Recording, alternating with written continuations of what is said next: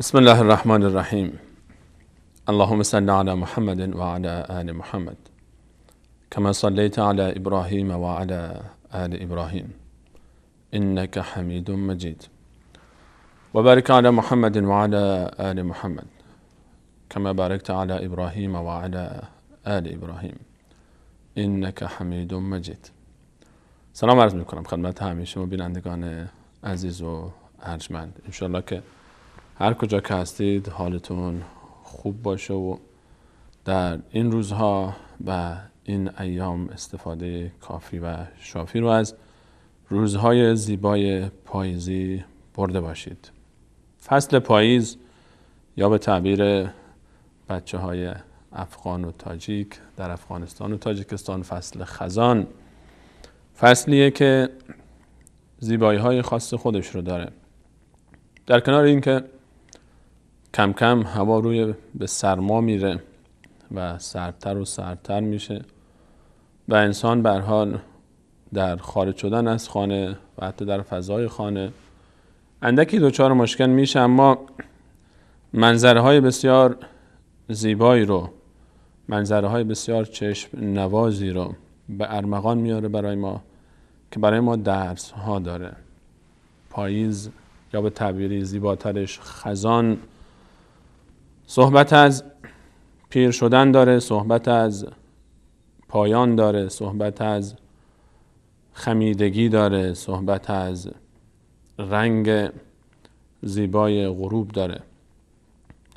الان خصوص غروب‌های پاییز وقتی با اون رنگ زیبای برگ‌های زرد و نارنجی که در حال ریختن هستن از درختانی که تا چند روز پیش سبزیشون و طراوت و شادابیشون نشان از نشاط و غرور و زینت و تجمل داشت، صحنه بسیار چشم نوازی است که جای تأمل داره و انسان رو به فکر وامی داره که یک روزی نوبت ما هم میرسه که به جوانی خودمون غره نشیم، که به مال و دارایی خودمون فخر نفروشیم، که به داشته های خودمون تکبر نورزیم. چرا که بعد از اون زمستانی است و انسان برف سفیدی بر موهاش، بر سر و صورتش هویداست و بعد از اون دوباره یک حیات جدید، دوباره یک زندگی جدید در عالمی دیگر، در یک سال دیگر، در یک زمانه دیگر، در یک تولد جدید. پاییز واقعا زیباست اگر استفاده بکنیم. تمام فصلهای سال فصلهای زیبایی است. الله متعال تمام روزهایی که خلق کرده، تمام ایامی که داره زیبان و جای تدبر و تأمل داره. امیدوارم که در کنار سرما از گرمای زیبایی های مناظر پاییز بی بهره نبوده باشیم. این درس ها به من و شما تذکر میده که مواظب باشیم قدم هامون رو درست برداریم، کلام هامون رو درست بگیم، چرا که این چند صباح زندگی دنیا ارزش اینو نداره که ما دل دیگران رو برنجونیم، ارزش اینو نداره که دیگران رو از خودمون ناراحت بکنیم و ارزش این رو نداره که دل ببندیم به درختی کن درخت عاقبت هیزم آتشی بیش نخواهد بود.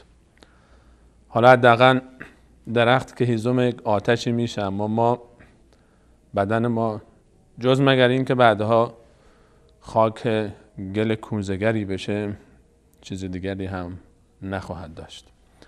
در ادامه مسیر بررسی بیماری‌های زبان به همراه شما عزیزان هستیم و کارشناس محترم برنامه جناب دکتر نور محمد عمرایی عزیز از راه دور اما نزدیک در قلوب ما.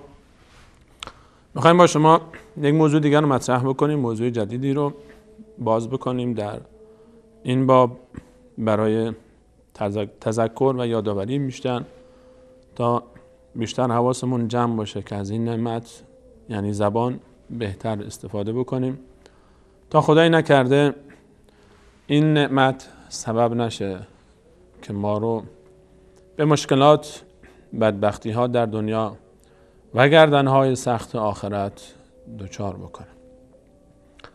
خیلی وقتا شنیدیم در جنگ ها و درگیری ها، در آزار و اذیت ها، در شکنجه ها، چیزی که بیشتر جلب توجه میکنه و ما بر اساس اون قضاوت میکنیم در مورد یک شخصی در درجه ظلمش و ستمی که به دیگران روا داشته، چیزی که بیشتر خودشو نشون میده زخم‌های وارد است.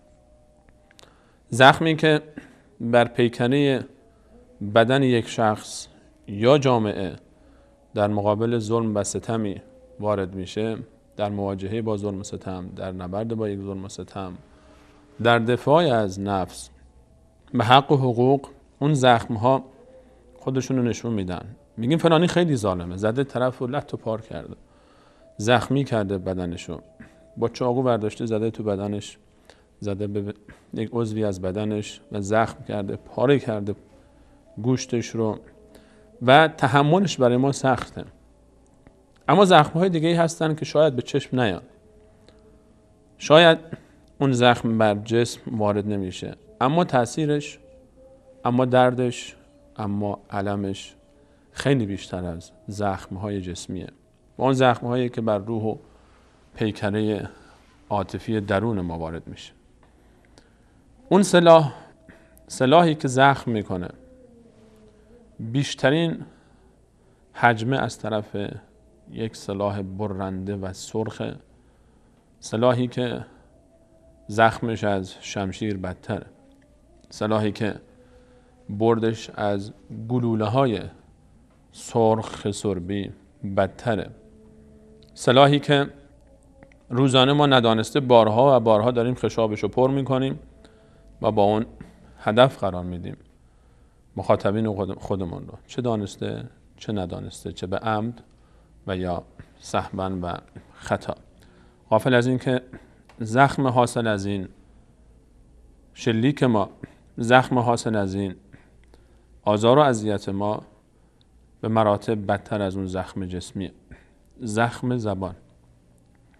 زخم زبان زخمیه که ما اگر امیدوار باشیم به التیام یک زخم جسمی، زخم زبان رو نمیتونیم انقدر امیدوار باشیم که به این راحتی التیام پیدا بکنه.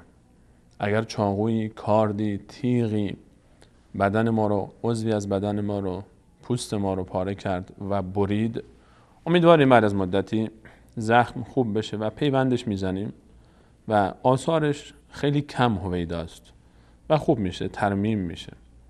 اما زخم زبان، زخم شمشیر، میشه درمانش کرد، اما زخم زبان رو امان از دست زخم زبان، امان از نیش زخم ها، امان از تأثیر سخت و مشکل ساز نیش زخم.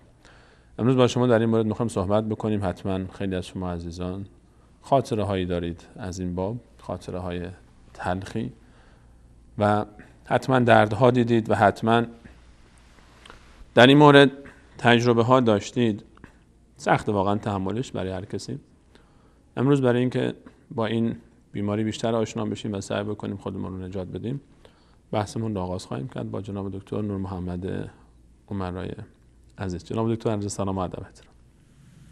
بنده هم عرض سلام و ادب دارم خدمت شما سلیمانی بزرگوار و خدمت تمامی دستاندرکاران شبکه جهانی و وصال حق، این راهروان راه حقیقت و توحید.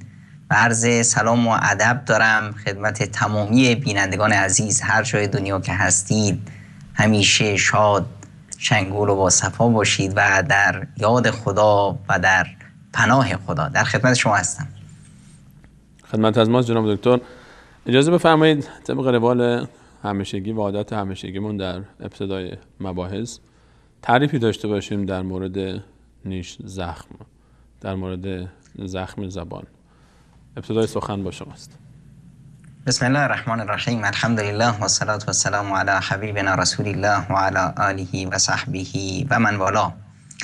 در ابتدای برنامه داشتم سخنان شیوا و بزرگوارانه جناب حضرت استاد بزرگوار سلیمانی عزیز رو گوش می کردم که اشاره می کردن به نعمت زبان. واقعا زبان از شگفت‌ترین نعمت‌هایی است که خداوند به انسان داده و ما هم که به اصطلاح قدرش رو باید بدونیم و این نعمت الهی، همه این نعمت‌های الهی بازپرسی میشیم ازشون و زبان به خصوص، چون که زبان همونطور که ما میگیم به اصطلاح سر سبز رو احیانا میده به باد و حتی در روایات اومده که پیامبر اکرم صلی الله علیه و سلم میفرمایند که هر روز که خورشید طلوع میکنه همه اعضای بدن به دست زبان میافتند، به دست و پای زبان، که زبان جون تو رو خدا ما رو به باد ندیا، همه زندگی آخرت ما همش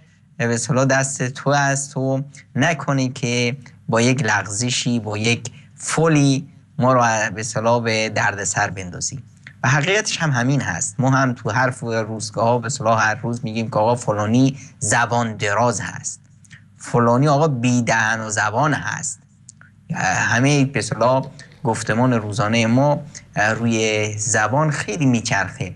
در واقع همین زبان شخصیت فرد رو نمایان میکنه که زبون دراز هست یا مثلا زبون نفهم هست یا نمیدونم بیدن و زبون هست و خود همین زبان رو هم ما اوصاف عجیبی تو وصفای عجیبی براش داریم. احیانا میگیم که همون که گفتم که گاهی زبان سرخ سر سبز دهد بر باد، در مثلا ضرب المثل های عامیانه ما وقتی میگیم که فلانی زبان شیرین هست و زبان گاهی شیرین هست و مرهم دردها و زخمهای دلها، وقتی هم زبان تلخ است و مایه رنجش و اذیت و آزار دیگران، وقتی هم زبان تند است و پرخاشگر که دیگه همه رو میزنه از بین میبره. همونطور که در وصف منافقان قرآن کریم فرمودن صدقوکم بالسنة حداد، که شما رو با زبانهای تیزشون که همچین مثل شمشیر بود شما رو میزدن. اشحة علی الخیر، زبانهایی که توشون هیچ خیر و هیچ امید خوبی توشون نیست. گاهی این زبان خاموش هست و سرد و گاهی هم تیغ و برنده که به اصطلاح آتیشش از آتیش شمشیر هم برنده تر. همونطور که دهلوی میفرمایند تیغ خوش و تیغ زبان ناخوش است، تیغ شمشیر خوش است، تیغ زبان ناخوش است، تیغ چو آب است و زبان آتش است.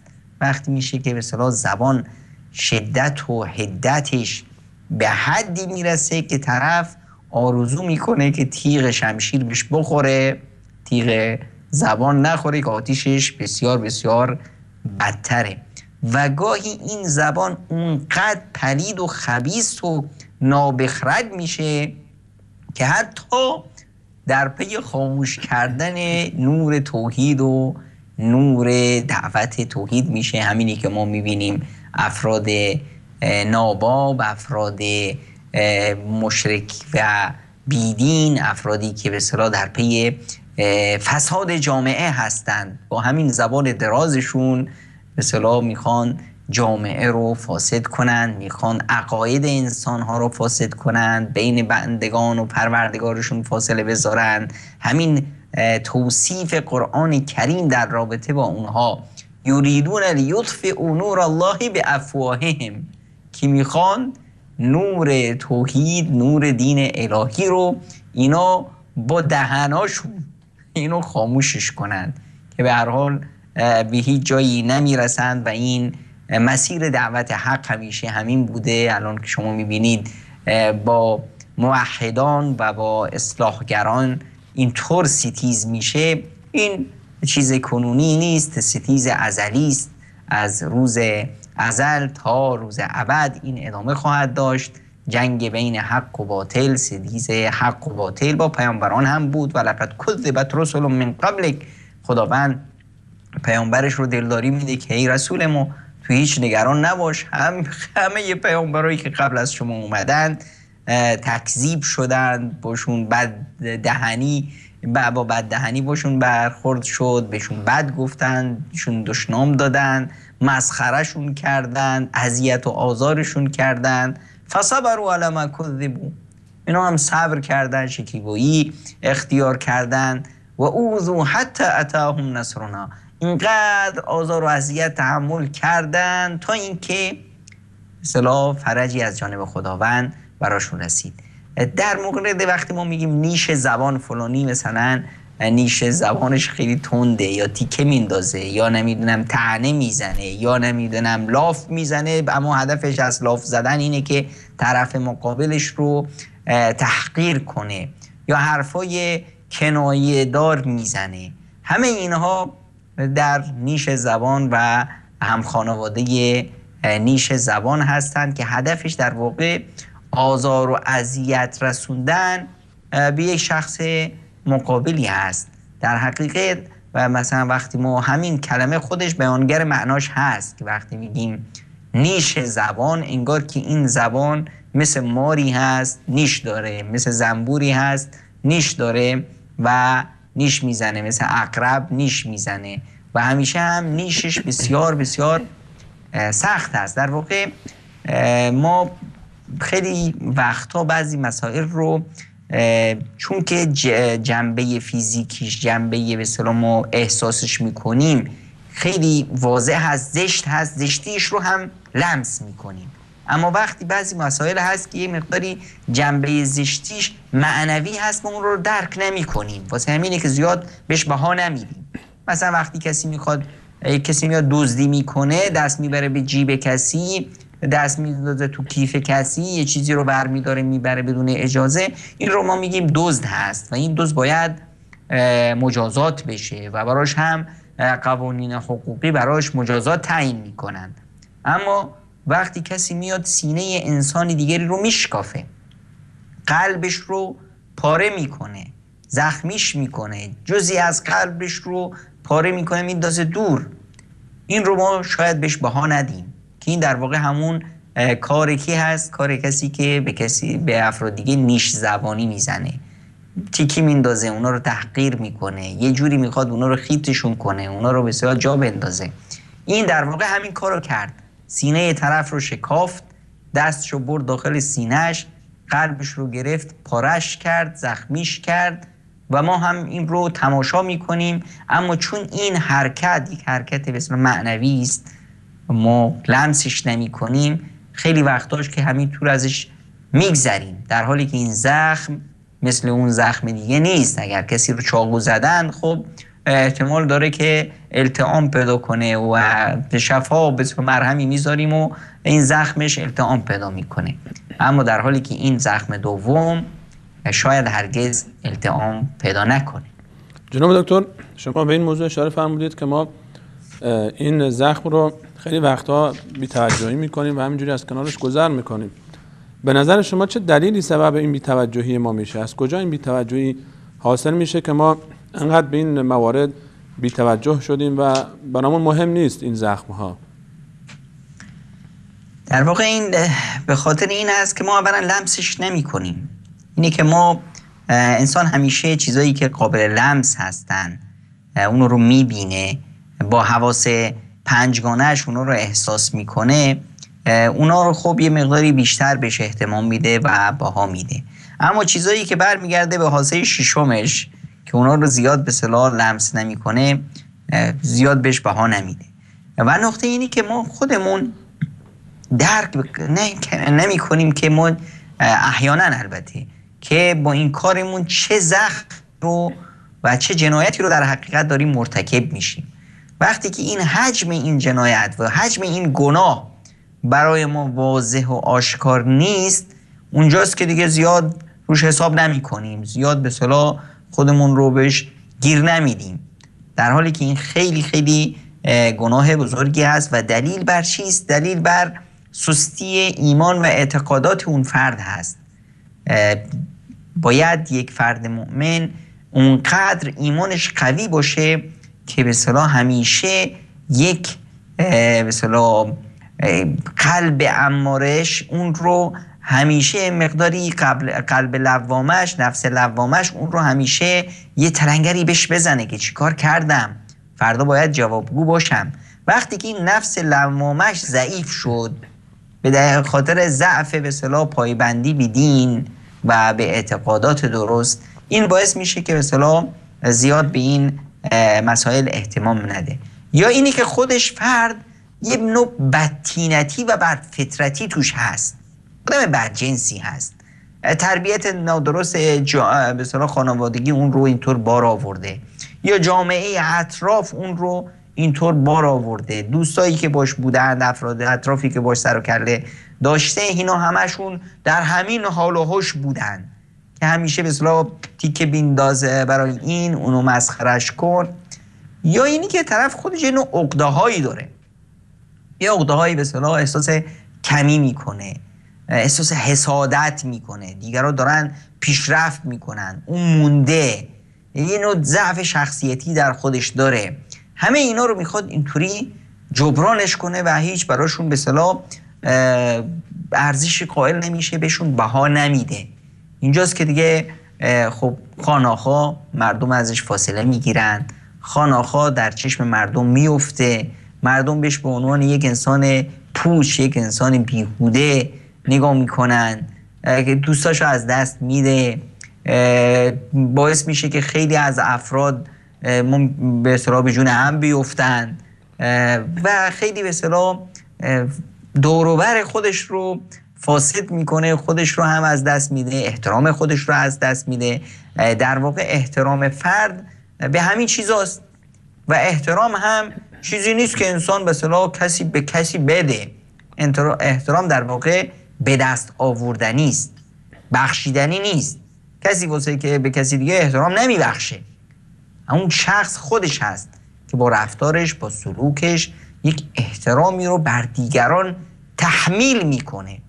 ما رو الان مثلا کی ما رو مجبور کرده که وقتی نام یکی از پیامبران رو میبریم، نام یکی از صحابه رو میبریم، نام یکی از صالحان و خوبان و علما رو میبریم، بگیم مثلا علیه السلام، بگیم رضی الله عنه، بگیم صلی الله علیه و سلم، کسی ما رو مجبور نکرده، اما ما خودمون احساس میکنیم باید این کار رو بکنیم.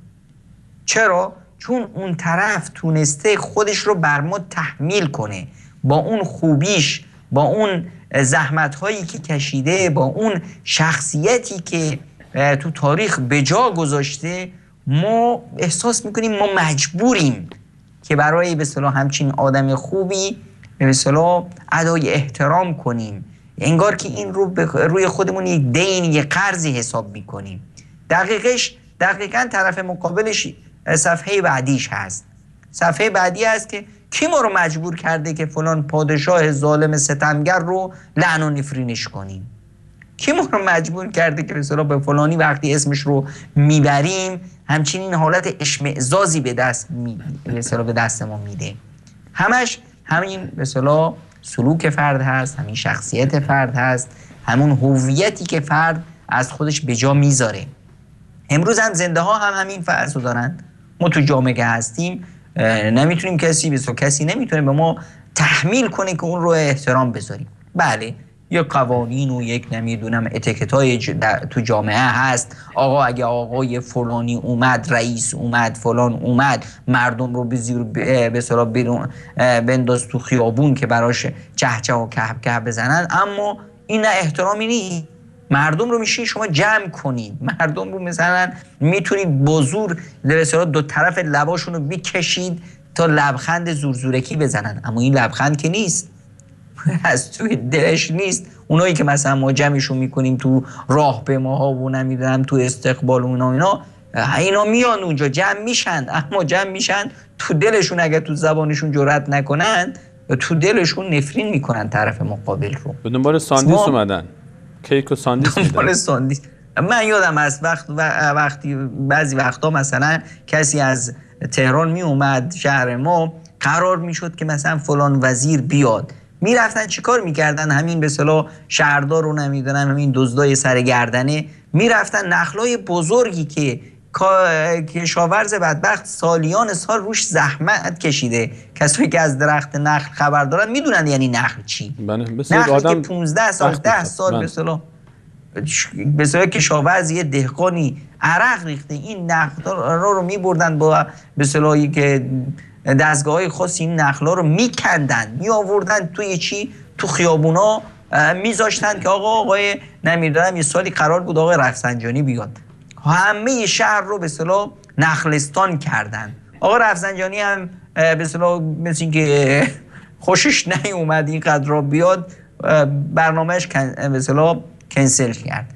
بعد از یه هفته همه این نخل‌ها که به اصطلاح ثمره چه زحمت‌هایی بود و چه به اصطلاح سرمایه ملی بود. الان تصور کنید مثلا 500 تا 600 تا نخل همچنین رو آوردن اینجوری تلف کردن.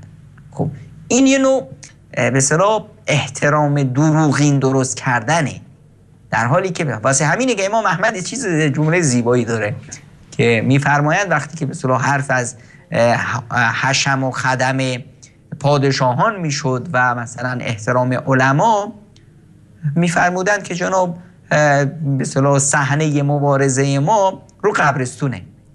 حالا ببینیم که برای به اصطلاح وقتی که طرف میمیره چند نفر میخوان رو قبرش بیان. میتونید به اصطلاح یک پولدار رو نمیدونم چی باشید، اما چند نفر رو قبرستونتون میان. اما میبینیم یک عالمی، یک انسان به اصطلاح ورزیده پارسا، این وقتی میمیره همه شهر دنبالش راه میفتن، دنبال جنازش راه میفتن و از ته دل آه میکشن و اشکی که هم میریزن اشک صادقانه است. اما در مثلا ظالمی که میمیره مردم رو به اصطلاح جمع میکنند و به زور هم ببرند، اشک هم شاید بریزند، اما اون اشکشون اشک شادمانی است. اجازه بدید جناب دکتر برگردیم به موضوع خودمون و در کتاب الله متعال قرآن کریم در این موضوع بررسی بکنیم. تصویر این بیماری در قرآن کریم چگونه است و الله متعال در این کلام پاکش درباره این عده کسانی که مبتلا هستند به بیماری زخم زبان و نیش زخم چه صحبتی داره و صفت چه کسانی دونسته این بیماری رو؟ قرآن کریم در واقع برای ما یک فرموله هایی میذاره. این فرموله های قرآنی هیچ زبان و مکانی رو نمیشناسه، واسه همه جاست، واسه همه افراد. آقا میخوایی از متقین باش، از پرهیزکاران باش، این فرمولشه. آقا میخوایی انسان درستی باش، این فرمولشه. یه قواعد کلی برای به اصطلاح راه پیدا کردن. خداوند متعال در سوره نساء آیه 148 میفرمایند لا یحب الله الجهر بالسوء من القول. خداوند حرف زشت رو، حرف بد رو خوش نداره. پس این شد یک فرمول کلی که هیچ کسی حق نداره حرف زشت بزنه، حرف نیشدار بزنه، طعنه بزنه، تیکه بندازه. یه موارد استثنایی اگر باشه قرآن اون موارد استثنایی رو هم بهش اشاره میکنه، یه تبصره میندازه که لا یحب الله الجهر بالسوء من القول الا من ظلم، مگر کسی که بهش ظلم شده باشه. اون کسی که بهش ظلم شده باشه میتونه به اصطلاح برای رسیدن به حقش از خودش دفاع کنه و بیاد به اصطلاح اون حقیقتی که حتی اگر اون حقیقتی کم تلخ باشه، نیشدار باشه، اون رو بیاد بیان کنه برای رسیدن به حقش. اما اینی که به اصطلاح حرف بد بزنه و همیشه انسان صفتش صفت بد باشه، این از صفات و ویژگی های کافران هست. یک مؤمن نباید همچنین ویژگی رو داشته باشه. قرآن کریم در سوره نور میفرمایند ان یثقفوکم یکونوا لکم اعداء و یبسطوا الیکم ایدیهم و السنتهم بالسوء.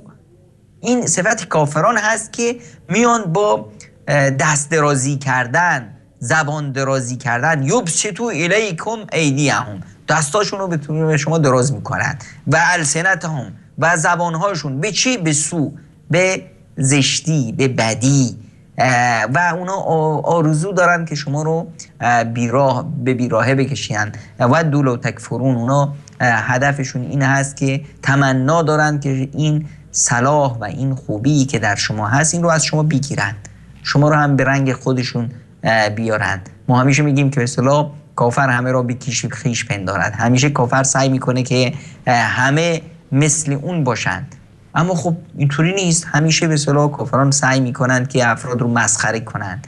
افراد نابابی که تو جامعه هستند همیشه تیکی میندازند روی انسانهای پرهیزگار. که فلانی میخواد شما واسه ما پیامبر شدی، شما واسه ما فرشته شدی، حرفی میخواد بزنه یه تیکه‌ای میندازن. میخواد یه کسی رو نصیحت کنه، کسی از اونجا پارازیتی میندازه، یه نیش زبونی میکنه، یه نمیدونم حرف بدی رو میپرونه تا به هر حال این مسیر رو به هم بزنه. پیامبر اکرم صلی الله علیه و سلم تو جامعه که حرکت میکردن همینطوری بود. بعضی‌ها میومدن مسخرهش میکردن، یعنی خدا هیچ کس رو ندید، تو رو آورد پیامبر کرد. ابوجهل این گندگی، نمیدونم مسعود ثقفی به اون پولداری، اینا همه رو خدا اینا رو ندید، تو یکی رو پیدا کرد. خب پیامبر این رو جور مسخره میکردن، حرفای زشتی میزدن، اذیتشون میکردن، بهشون میگفتن دیوونه است، بهشون میگفتن همین جادوگره، بهشون 1001 طعنه و 1001 تیکی مینداختن تو مجالس پیامبر اکرم صلی الله علیه و سلم. اما پیامبر خدا صلی الله علیه و سلم یک به اصطلاح قاعده کلی واسه خودشون گذاشته بودند که جواب ابلهان خاموشی است. قرآن کریم بهشون گفتن بهشون بگید سلاما. آقا ما جواب هر کسی رو نباید بدیم. اون کسی که به اصطلاح تحقیر میکنه، اون کسی که میاد از باب حسادت باشه علا از هر چیزی، خب پیامبرم ناراحت میشدن. وقت قرآن کریم خداوند منان به پیامبرش بسیار دلداری میداد. ولقد استهزئ برسول من قبلک فاملیت للذین کفروا ثم اخذتهم فکیف کان عقاب. ای پیامبر ما، قبل از شما هم پیامبرانی که بودند اونا رو هم تو مسخرهشون میکردن، اونا رو هم براشون تیکی مینداختن، اونا رو هم اذیت میکردن. من به این کافرها فرصت دادم، فاملیت للذین کفروا، بهشون فرصت دادم، اما بعد در نهایت هر چیزی هم پایانی داره دیگه. در نهایت ثم اخذتهم، اونا رو بازخواست کردم. حالا ببین که چه عذابی بر اونها اومد. این قوم لوطی که بودن چه عذابی برش اومد، قوم ثمودی که بودن چه عذابی برشون اومد، اونایی که حضرت موسی رو مسخره میکردن اونها به کجا رسیدن. همه اینها همیشه این صفت مشرکان و اهل فساد هست با مؤمنان و صالحان. و ما یأتیهم من رسول الا كانوا به یستهزئون. هیچ پیامبری نمی اومد مگر اینکه اون رو مورد مسخره قرار میدادن. این کار مجرمان بود. همیشه مجرمان کارشون این هست. و اذا رأوك ان يتخذونك الا هزوا هذا الذي بعث الله رسولا. که تا تو رو ببینن شروع میکنن به مسخره کردن. همینه که خداوند اون رو برای ما پیامبرش کرد. مسخره کردن، تیکه انداختن. اما این عاقبتش چی؟ یا حسرتا علی العباد ما یأتیهم من رسول الا كانوا به یستهزئون. وای به این ملت ها، وای به این انسانیت که هیچ پیامبری نمی اومد مگر اینکه اون رو مسخره میکردن. اینجاست که قرآن کریم قاعده کلی میذاره که یا ایها الذین آمنوا لا یسخر قوم من قوم عسى ان یکونوا خیرا منهم. ای مؤمنان، هیچ یکی از شما، هیچ قومی، هیچ تیره‌ای، هیچ قبیله‌ای یه دیگه رو مسخره نکنید. شما چه میدونید اون کسی که شما تحقیرش میکنید، اون کسی که براش تیکه میندازید، اون کسی که به اصطلاح اذیتش میکنید، نیش زبان میزنید بهش، با حرفای زشتتون اذیتش میکنید، چه میدونید که اون از شما بهتر باشه؟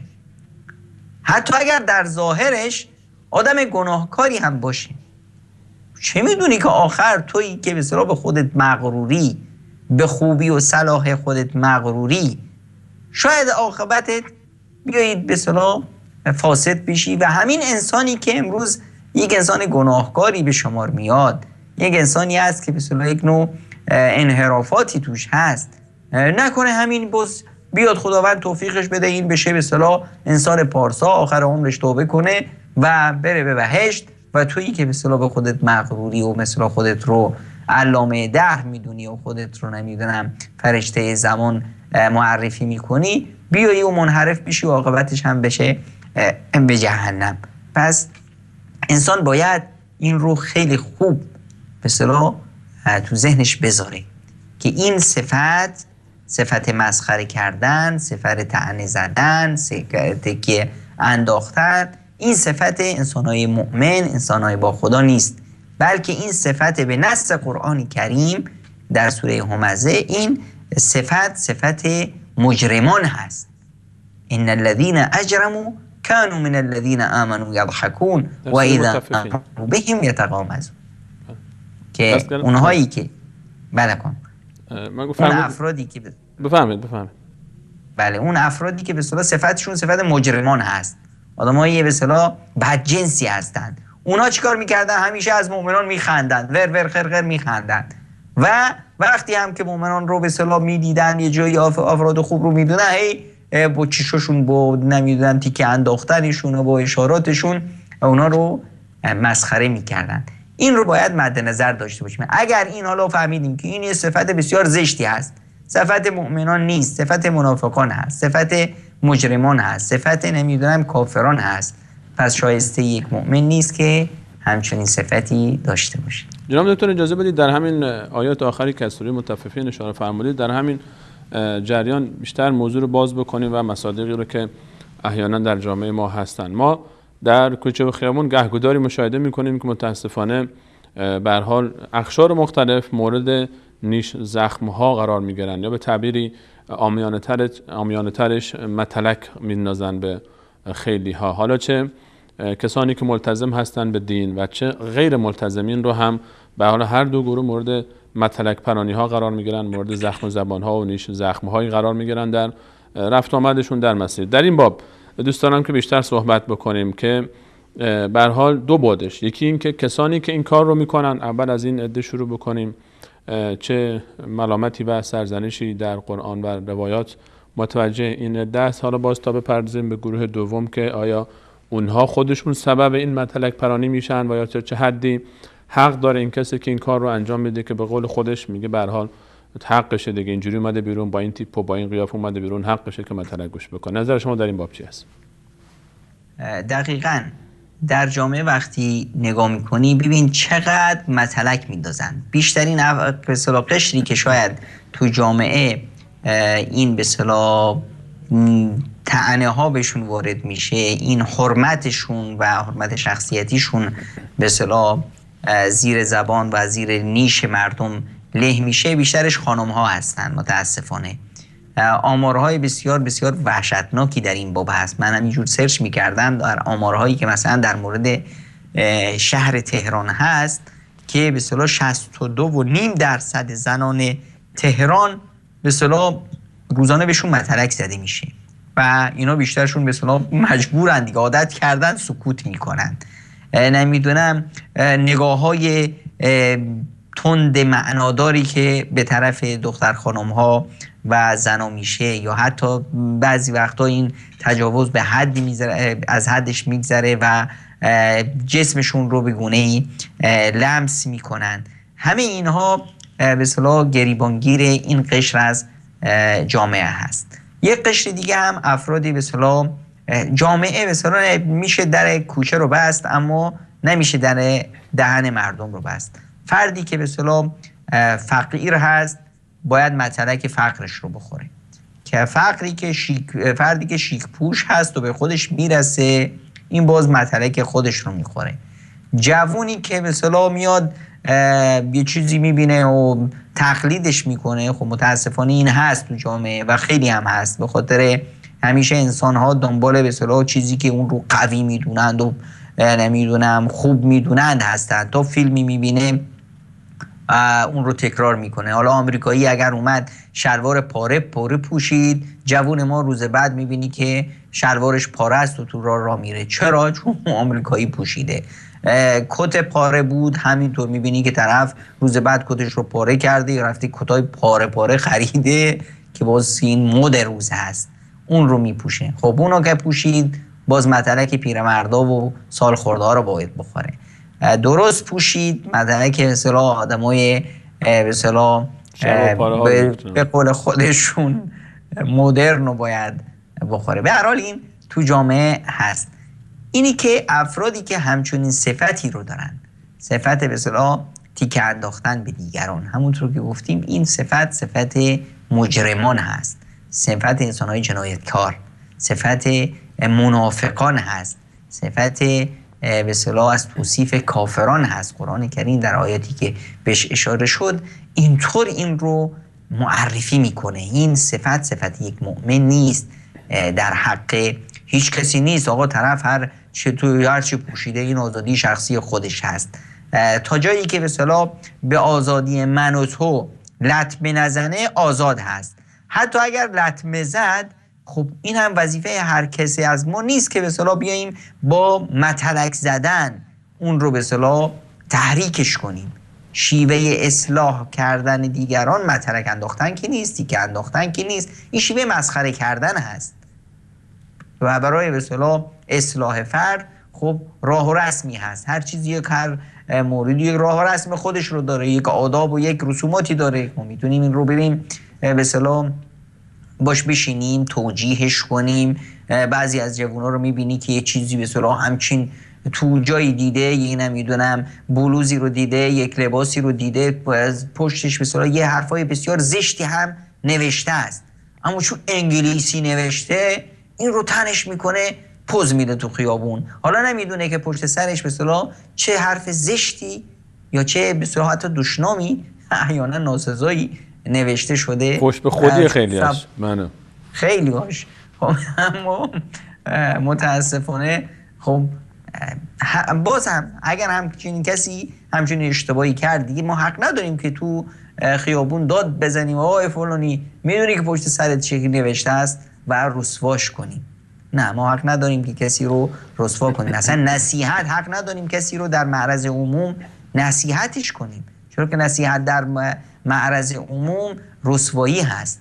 نصیحت و اصلاح باید در به لطف و به محبت و به نوعی از ابراز عاطفه، این که مثلا شما کسی رو خوبیشو میخواید بهش به اصطلاح نصیحت میکنید و به آرامی، با لطافت، با خوبی. وقتی که حضرت موسی رو خداوند برای اصلاح فرعون میفرسته بهش میگه که موسی جان وقتی رفتی اونجا با فرعون با ملاطفت قولا لینا باش حرف بزن، با لطف و با خوبی. الان این به اصطلاح بچه ما که اومده تو خیابون یک اشتباهی ازش سر زده، خب هر چه باشه از فرعون که بدتر نیست. و من و شمایی که میخوایم این رو اصلاحش کنیم، هرچه هم آدمای با پرهیزگار و با تقوایی باشیم از حضرت موسی که بهتر نیستیم. پس باید یک راه و رسم درستی رو به اصطلاح انتخاب کنیم. نباید احساسات اون رو خدشه‌دار کنیم، نباید بهش توهین کنیم، نباید از شخصیتش به حساب بکاهیم. این از مورد به اصطلاح مایی که همچنین شخصی رو میبینیم، کسی رو که به اصطلاح به خودش اهانت داری میکنه در واقع، و به اصطلاح حق نداریم متلک بندازیم. اما خب سبب اصلی این متلک انداختن خیلی وقتا خود طرف مقابل هست.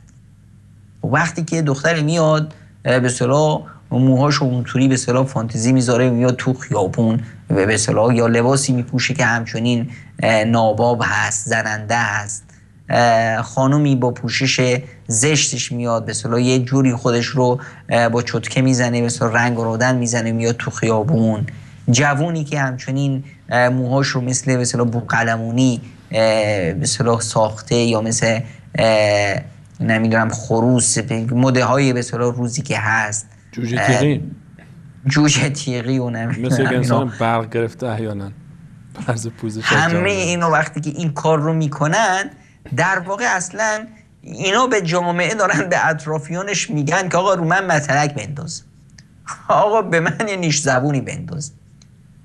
میبینید وقتی که ما خب تو همین جامعه افراد نرمال هم داریم، ببینید وقتی توی خیابونی یه زنه با حجاب محترم از بین یک به اصطلاح جمعی رد میشه، چقدر مردم براش احترام قائلن، راه رو براش باز میکنن، چون جامعه ما یه جامعه سنتی است. جامعه ما احترام برای به اصطلاح خانم ها یه چیز بسیار در فرهنگ ماست که احترام گذاشتن به زیر دستان، احترام گذاشتن به کوچیک‌ها، احترام گذاشتن به بزرگترها، احترام گذاشتن به خانم ها، همه اینها جز فرهنگ ماست. و دین ما هم به این ما امر کرده، ما در این عبادت میبینیم. اما وقتی که طرف اومد نه خیر، به خودش به اصطلاح اهانت کرد، اون هویت فرهنگی و هویت اصلی خودش رو زیر سوال برد، خب خودش الان این فضا رو پیدا کرده که مردم براش متلک میندازن.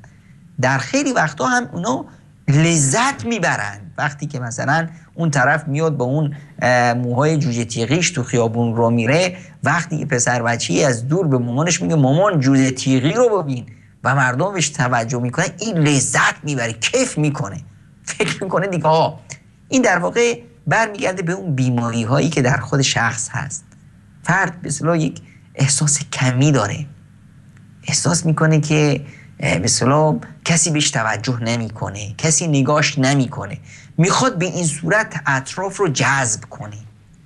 دختر خانومی که احساس میکنه زشت هست، کسی بهش نگاه نمیکنه. خانومی که احساس میکنه که به اصطلاح زشت هست، چه کار میکنه؟ میره 1001 روغن و 1001 رنگ میماله به سر و صورتش، موهاشو میزنه بیرون، نمیدونم چادرای رنگ رنگی و نمیدونم فلان و زرق و برقی و همچین کفشای به اصطلاح 2 متری و تق تق به زمین بزن و راب و راب و اینا همش هدف چیست؟ هدف آهای جامعه‌ای که منو نمیبینید، آهای افرادی که فکر میکنید من هیچ و پوچم، آهای به من نگاه کنید.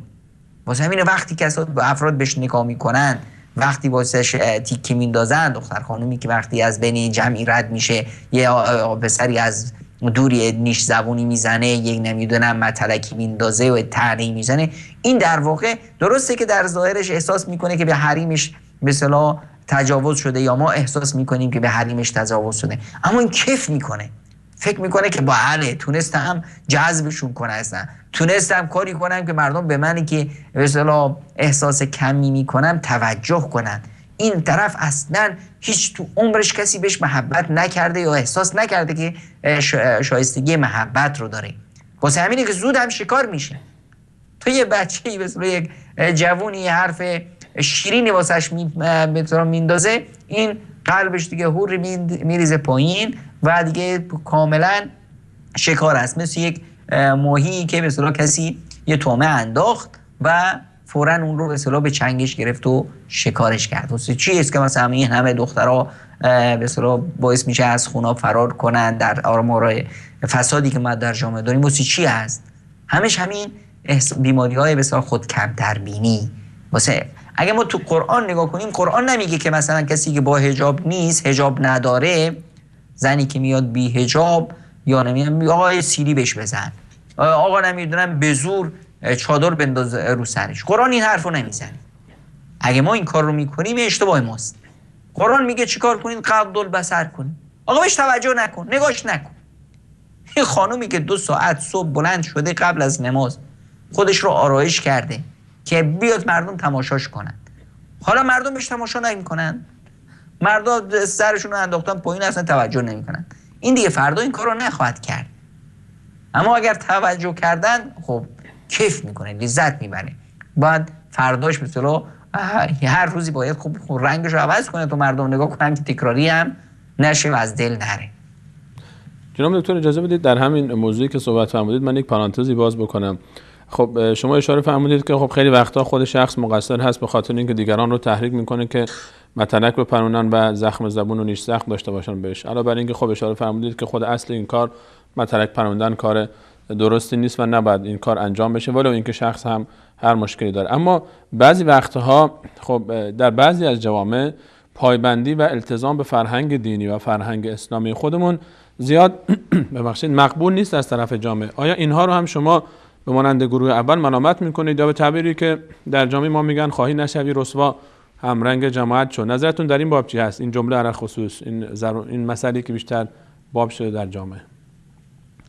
من با این حرف که به اصطلاح در بعضی از فرهنگ ها به اصطلاح ما بیگانه ایم، من زیاد موافق نیستم. ببینید خوبی هر جا یک گل خوشبو واسه همه انسان ها خوشبو هست. درسته بعضی افراد به اصطلاح یه نوع بیماری دارن، به بینیشون نمیتونه تحمل کنه فلان، اما لذت اون زیبایی لذت خاص خودش هست. به خصوص امروزه که به اصطلاح همه جهان به روی همدیگه باز شده. یعنی ما الان اون کسی که تصور میکنه که مثلا یک خانومی مثلا بره در پاریس به اصطلاح حجاب بپوشه، به اصطلاح پاریسی‌ها بعد بهش نگاه میکنند یا تعجب میکنند، پس باید مثل همونا مثل جامعه اونجا به اصطلاح عریان بشه. نه خیر، اینطور نیست. الان در همه جوامع بشری این حجاب وجود داره و به کثرت، و نه اصلا اصول جوامع بشری کلا یک اصول به اصطلاح پایبند و سنتی بوده. یعنی حتی تو همون کشورها اگر به اصطلاح عکس‌های 100 سال پیش ملکه همون کشور رو نگاه کنی میبینی که حجابش دقیقاً مثل حجاب خانم‌های مسلمان امروزی ماست. همون به اصطلاح دوستی داشتیم میگفت که به اصطلاح یک اساتید دانشگاه بود، میگفت توی جلسه ما رو دعوت کرده بودن توی که از کشورهای اروپایی، ما هم نشسته بودیم، کلیسا بود و اونجا اومدن همین قضیه حجاب رو مطرح کردن که این ظلم هست به خانم ها و فلان و علان و از این حرفا. میگه من همینجور به اصطلاح این رو مطرح کردن و از من خواستن که جواب بدم. گفتم والله ما هیچ کار به اصطلاح عجیبی خانم های ما نمی کنند. خانم های ما تنها کاری که می کنند این هست که از حضرت مریم که شما احساس می کنید که به اصطلاح یک انسان وارسته‌ای هست، دارند از ایشون پیروی می کنند. میگه یکی به اصطلاح پرخاش کرد که چطور شما همچین اهانتی می کنید به حضرت مریم. گفتم آها نگاه کنید، کنار به اصطلاح داخل همون کلیسا مجسمه‌ای بود از مریم عذرا و مجسمه رو هم با حجاب خودشون ساخته بودند. خب پس این به اصطلاح جوامع بشری همیشه با خوبی انس داشته. الان از خوبی اگر فاصله گرفته، خب هنوز اون اثراتش توش هست، حتی اگه نباشه. مگه وظیفه من نیست که باید به اونها به اصطلاح اون چیزی رو که میدونم که خوب هست، اون چیزی که باعث سعادت اونهاست، باعث هدایت اونهاست، اون رو بهشون تقدیم کنم؟ مگه نیست که بیشتری افرادی که الان از جوامع غربی مسلمون میشن آمار چی هست؟ خانم هاست. پس اون چیزایی که ما گمان میکنیم که اگر ما به اصطلاح همچنین رفتار درست خودمون رو به اصطلاح در اون جوامع بروز بدیم باعث میشه که مردم مسخره میکنن، این یک گمان، یک به اصطلاح سوء تفاهمی از ماست. الان غرب در هر جوامعی ما میبینیم که روزانه خیلی ها مسلمون میشن، خیلی ها پایبند به دین میشن. یک چیز زیبایی من خوندم، یک قصه زیبایی که خانمی ایرانی تو پاریس داشت در یک به اصطلاح فروشگاهی کار میکرد، همچون با پوشش اونجا. یا خانم محجبه با حجاب کامل اومد اونجا خریدش کرد، اومد به اصطلاح داشت به اصطلاح پولو پرداخت میکرد. این ایرانیه فکر کرد که اونم ایرانی هست، روش پرخاش کرد و بهش گفت که ببین اگه قرار بود که این حجابت رو بپوشی چرا تو ایران نموندی؟ چرا اومدی اینجا که اومدی باید به فرهنگی اینجا زندگی کنی. و شروع کرد به اون حرفای به اصطلاح بد میزنه. اون خانمه بهش شروع کرد گفت که ببخشید شما دینتون رو رها کردید و پوستین اینجا رو پوشیدید. من فرانسوی هستم، خداوند به من این شرف رو داده و مسلمون شدم و با افتخار دارم این لباس رو میپوشم. پس اون جامعه اون بسیار تصوراتی که در ذهن برخی از ماست، نخیر. چرا ما میاییم همیشه بدیهای دیگران رو نشخوار کنیم؟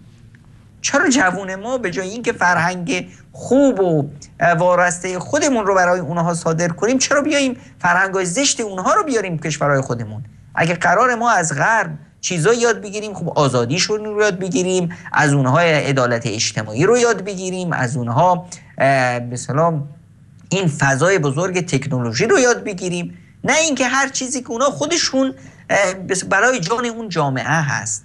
این به اصطلاح بی‌بندوباری، این فساد مسائل خانوادگی، این فقدان احترام کوچکتر بزرگتر، این اهانت به یکدیگر، این همه اینها، این مسائلی که به اصطلاح در اون جامعه خودش اندیشمندان اون جامعه موندن که آقا ما اینا رو چطور به اصطلاح اصلاح کنیم. ما الان میریم مثلا میبینیم غربی‌ها دارن تو خونهشون به اصطلاح اجلکم الله سگی رو میارن به اصطلاح پرورش میدن. من هم بگیرم یه سگی رو بیارم تو خونم. اونا خودشون چون که به اصطلاح محبت وجود نداره، روابط اجتماعی از هم گسیخته است، هر کسی رو نداره که باش حرف بزنه، کسی رو نداره که باش انس پیدا کنه، مجبوره که یک گربه، یک نمیدونم سگی رو بگیره باش به اصطلاح وره و به هر حال بشه بچهش، به اصطلاح چی خدمت اون رو بکنه.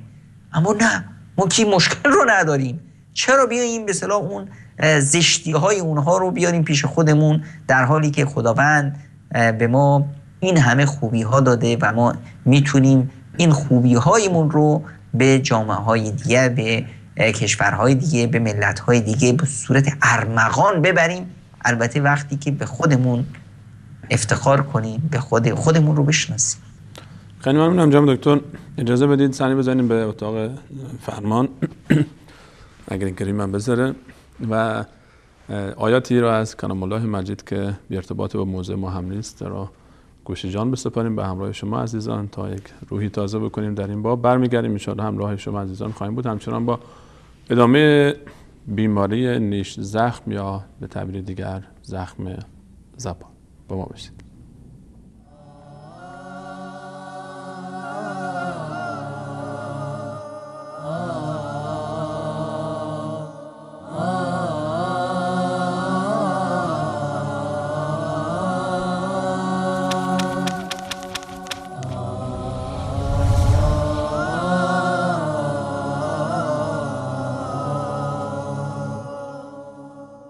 الحمد لله رب العالمين الرحمن الرحيم مالك يوم الدين إياك نعبد وإياك نستعين اهدنا الصراط المستقيم صراط الذين أنعمت عليهم غير المغضوب عليهم ولا الضالين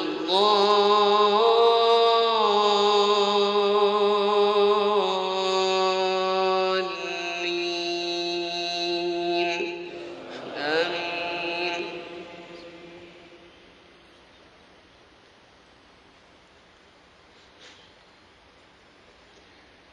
وأوحي إلى نوح أنه لن يؤمن من قومك إلا من قد آمن فلا تبتئس بما كانوا يفعلون واصنع الفلك بأعيننا ووحينا ولا تخاطبني في الذين ظلموا إنهم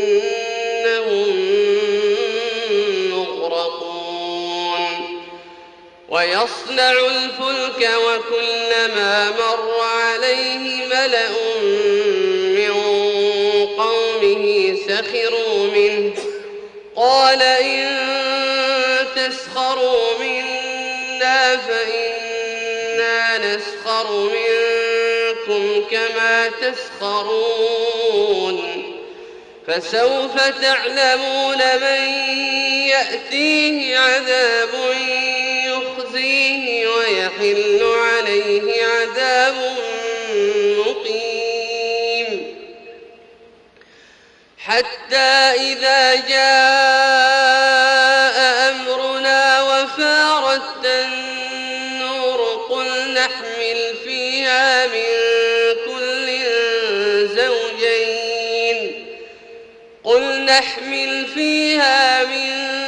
كل زوجين اثنين وأهلك إلا من سبق عليه القول وما آمن معه إلا قليل وقال اركبوا فيها بسم الله مجريها ومرساها إن ربي لغفور رحيم وهي تجري بهم في موج كالجبال ونادى نوح ابنه وكان في معزل بني اركب معنا ولا تكن مع الكافرين. قال سآوي إلى جبل يعصمني من الماء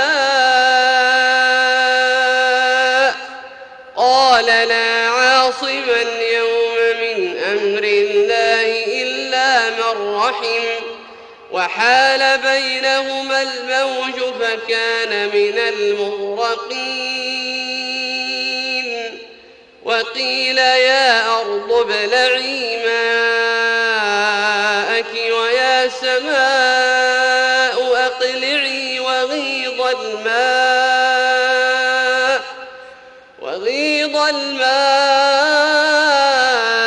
وقضي الأمر واستوت على الجودي وقيل بعدا للقوم الظالمين. ونادى نوح ربه فقال رب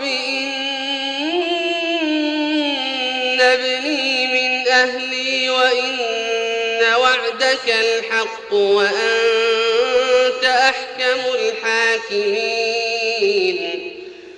قال يا نوح إنه ليس من أهلك إنه عمل غير صالح فلا تسألني ما ليس لك به علم إني أعظك أن تكون من الجاهلين. قال رب إني أعوذ بك أن أسألك ما ليس لي به علم وإلا تغفر لي وترحمني أكن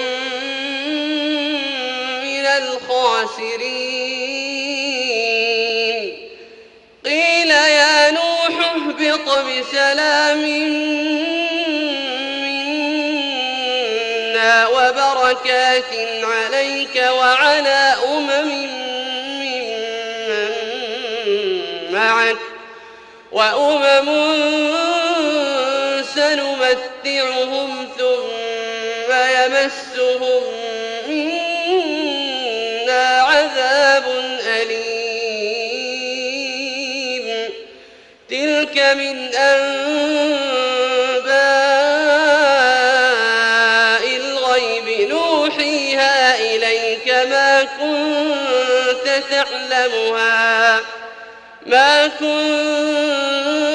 تعلمها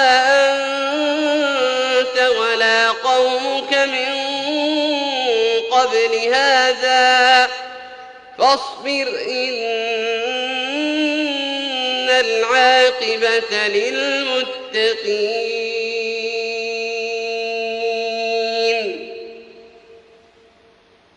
الله أكبر.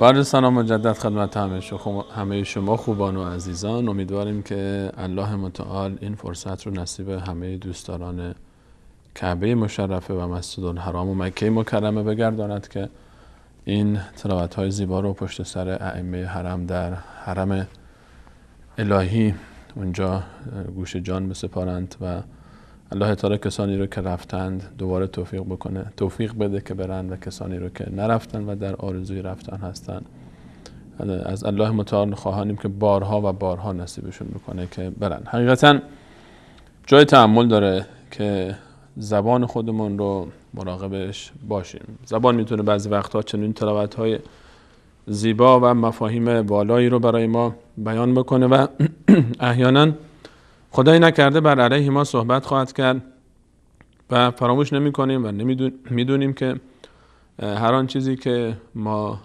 بیان میکنیم ضبط میشه. شاید تصور این حقیقت و این چیزی که الله متعال در سوره قاف بهش اشاره فرمود ما یلفظ من قول الا لدیه رقیب عتید، هیچ سخنی رو به زبان نمیارید مگر اینکه اونجا کسی نگهبانی نشسته و مینویسه و ثبتش میکنه.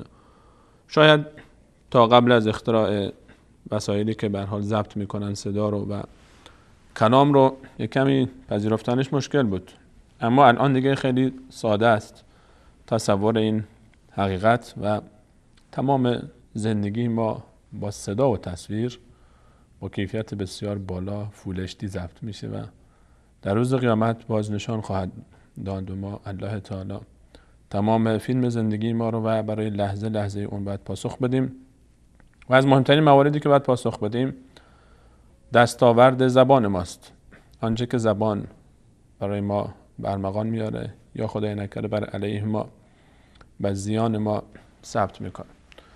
تأکید ما در برنامه‌های سفره در این چند مدت در موضوع زبان به خاطر اهمیت و خطورت این موضوع هست و اگر میبینید هی داریم تأکید میکنیم این موضوع رو، بیماری‌های زبان، به خاطر اینه که اکثر بیماری‌ها رو اگر ما بخوایم لیست بکنیم، اکثر گناهان رو بخوایم لیست بکنیم، گناهان کبیره برمیگرده به زبان و جا داره که ما فکر بکنیم که چقدر تونستیم در این چند مدت که هی درباره زبان صحبت میشه و بیماری‌های زبان چقدر تونستیم خودمون رو اصلاح بکنیم. آیا از اون افرادی هستیم که پیامبر فرمود مسلمان کسی است که اطرافیانش از دست و زبانش در امان باشن؟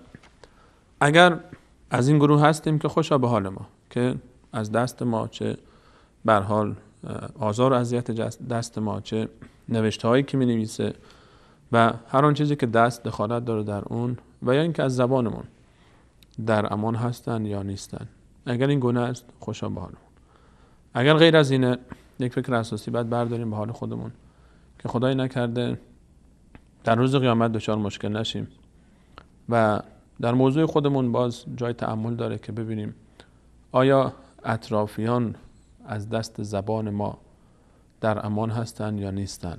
اگر خدای نکرده اطرافیان چنین جملاتی رو احیانا به زبان بیارن که فلانی زبونش تنده، نیشه، زبونش خیلی سخته، خدای نکرده بعضی‌ها که میگن اصلا فلانی زبونش مثل مار میمونه، اصلا این تعبیر اگر دیگران درباره ما همچین تعبیری رو استفاده میکنن و میگن خیلی خطرناک وضعیت ما و جای تأمل داره که باید بشینیم و فکر بکنیم ببینیم که چرا به این درجه رسیدیم که اطرافیان به خاطر ترس از زبان ما جرئت نکنن با ما صحبت بکنن، با ما حرف بزنن. به یکی از احادیث رسول صلی الله علیه و سلم در این باب اشاره کردیم. دوست داریم بیشتر در گلستان سیرت به همراه شما خوبان عزیزان در این مورد صحبت بکنیم تا بهتر بتونیم خودمون رو نجات بدیم از این بیماری به همراه جناب دکتر نور محمد عمر استاد علوم اسلامی. جناب دکتر عرض سلام و ادب و احترام خدمت شما و درباره سخنان گوهربار رسول صلی الله علیه و سلم دوست دارم که اشاره بیشتری داشته باشید شما در این باب و آنچه که پیامبر اکرم علیه السلام در این موضوع علی خصوص موضوع زخم زبان و نیش زخم فرمودند. در گفتار گوهربار رسول اکرم صلی الله علیه و سلم همونطور که در قرآن کریم هم اشاره شد قواعد کلی است، راهکارها و برنامه شیوای یک زندگی نمونه و یک زندگی صالح و نیک هست. در گفتار پیامبر اکرم صلی الله علیه و سلم قاعده کلی که پیامبر میذاره اینه که هیچ انسانی بر دیگری برتری نداره. تنها میدان برتری همونطور که قرآن کریم میفرماید تقواست و در حدیث هم اومده لیس لأحد فضل الا بالدین او عمل صالح. هیچ کسی بر دیگری برتری نداره مگر در دینداریش و در کار نیکش. بعد از اون کسایی که میان و به اصطلاح حرکت‌های ناشایستی میکنند، صفت‌ها و ویژگی‌های زشتی رو میپوشند، اونها دیگه خودشون رو داغون میکنند. واسه همینه که پیامبر اکرم صلی الله علیه و سلم در حدیثی که امام احمد روایت میفرمایند که حسب الرجل ان یکون فاحشا بذیئا بخیلا جبانا. اینی که یک فرد مثلا واسه اینکه این فرد داغون بشه و و این اصلا وجودش هویتش مسخ بشه، همینقدر کافیه که آقا بیاد بد زبون باشه، نیش زبون بزنه، طعنه بندازه و انسان بخیلی باشه و انسان بسیار ترسویی باشه. پیامبر اکرم صلی الله علیه و سلم اجازه نمیدن که این کسی که گناهکاری هست، توبه کرده، فردی رو کشته، توبه کرده، یک عمل فاحشه و زشتی انجام داده، توبه کرده، دیگه هیچ کسی حق نداره، جامعه حق نداره این رو یادآوریش کنن. جامعه حق نداره که بگه آقا من که خدا الحمدلله ما رو نجات داد از آدم کشی، چی میخوای یه طعنه بندازی به کسی که تو این جمع هست و یک همچین بسیار تصادفی کرد، یک اشتباهی ازش صورت گرفت، به هر حال یک انسانی رو جونش رو از دست داد. الحمدلله، خدا رو شکر ما دیگه رواخور نیستیم. یعنی چی؟ میخوای برسونی که فلان کسی که تو این مجلس هست رواخوری کرده، حالا توبه کرده. در حدیثی که امام ترمذی روایت میکنه، پیامبر اکرم صلی الله علیه و سلم میفرمایند که من عیر اخاه بذنب لم یمت حتی یعمله. کسی که میاد طعنه میندازه و تیکی میندازه بر یه انسان دیگه ای به خاطر گناهی که ازش سر زده، یک اشتباهی که ازش سر زده بود و اون رو به اصطلاح توبه کرده و پشیمون هست، شما بیایید این رو طعنه بندازی. پیامبر اکرم صلی الله علیه و سلم تهدید میکنه، میفرمایند که این شخص نمیمیره مگر این که دامنش آلوده میشه به همون گناه.